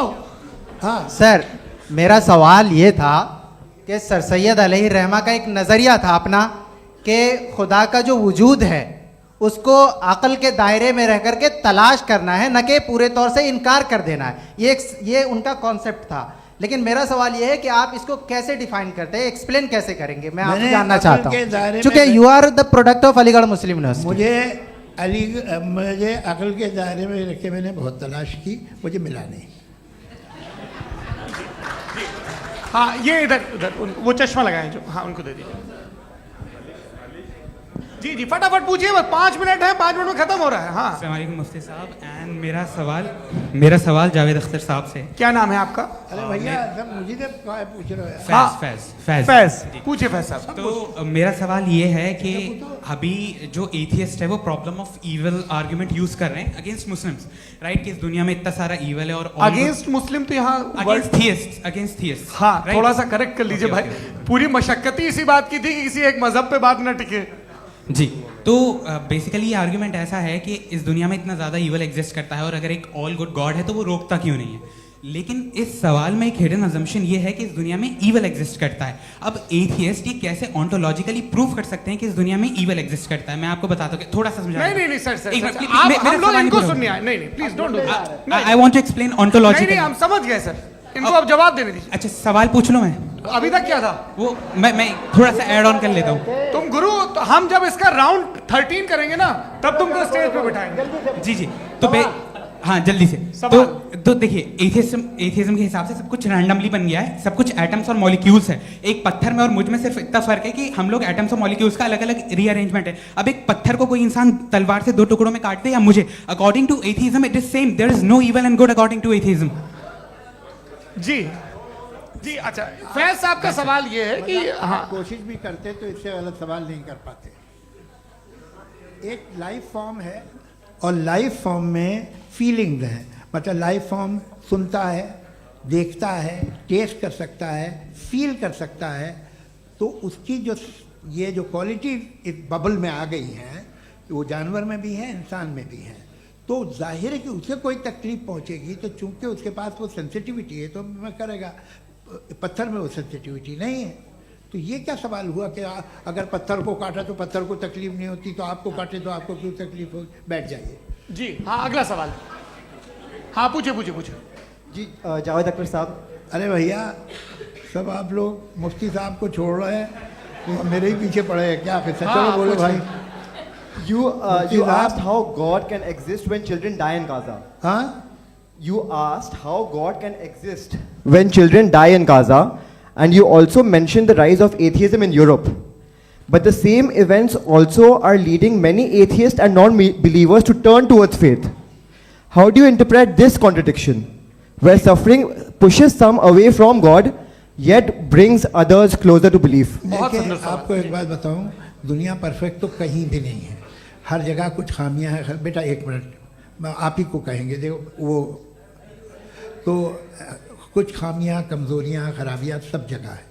लेकिन अगर देखोगे ईमानदारी से कि दुनिया सबसे ज़्यादा महज़ब कहाँ है, एक आम शहरी को कहाँ हुकूक हासिल हैं, वो बोल सकता है, अपनी मर्ज़ी से काम कर सकता है, अपनी मर्ज़ी से राय दे सकता है, हुकूमत के ख़िलाफ़ बोल सकता है, बरसरे इक़्तिदार लोगों के बारे में बोल सकता है, सरमायादारों के ख़िलाफ़ बोल सकता है। तो आपको ये स्कैंडिनेवियन कंट्रीज़ में मिलेगा, वेस्टर्न यूरोप में मिलेगा। मैं नहीं कह रहा वो परफेक्ट है, बिल्कुल नहीं, वहाँ बहुत ख़राबियाँ भी हैं, परफेक्ट तो कोई। लेकिन जिन जिन मुल्कों में, लैटिन अमेरिका देखो, गल्फ़ देखो, वहाँ पर आपको ये ज़रूर है कि रेप नहीं होते होंगे।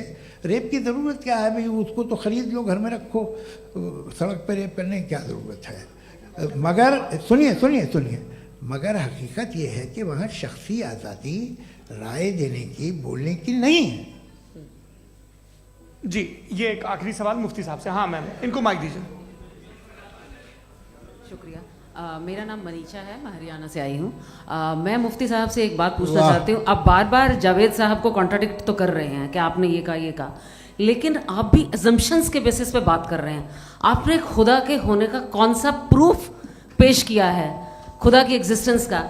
अब इस सवाल को अलग रहने दीजिए, कौन एथीस्ट है कौन नहीं है। और दूसरी बात जो आपने एक छोटी सी कही थी कि ये फ्री विल का इस्तेमाल करता है इंसान अपनी, लेकिन इस फ्री विल का इस्तेमाल में मतलब खुदा ने ये दे दी सबको ये इजाज़त कि वो कितना घिनौनापन और कितने ज़्यादा ख़राब से ख़राब तरीके इस्तेमाल कर सकते हैं। जवाब सुनते जी।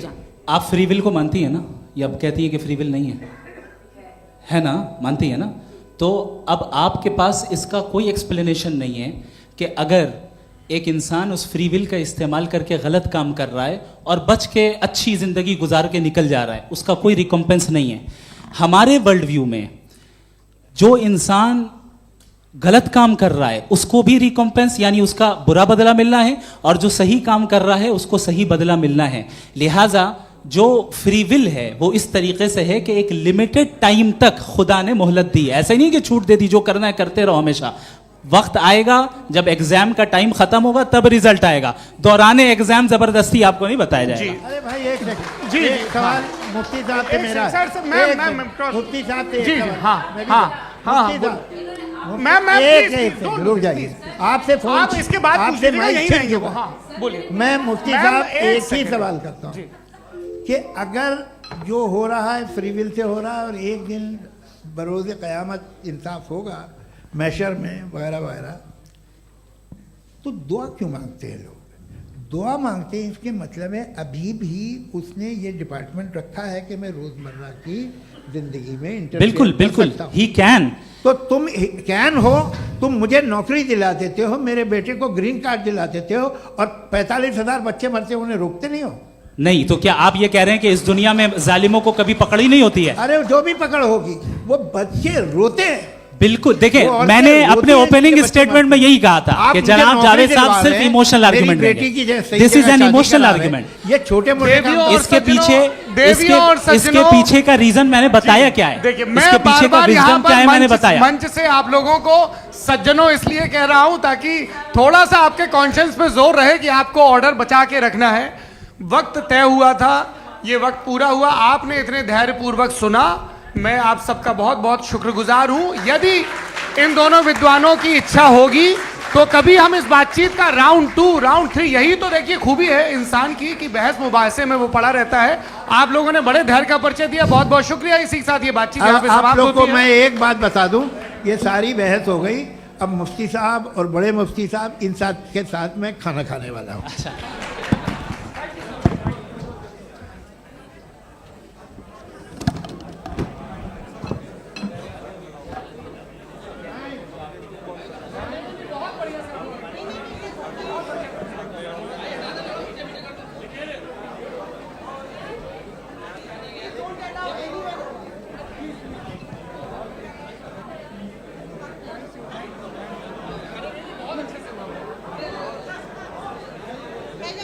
आप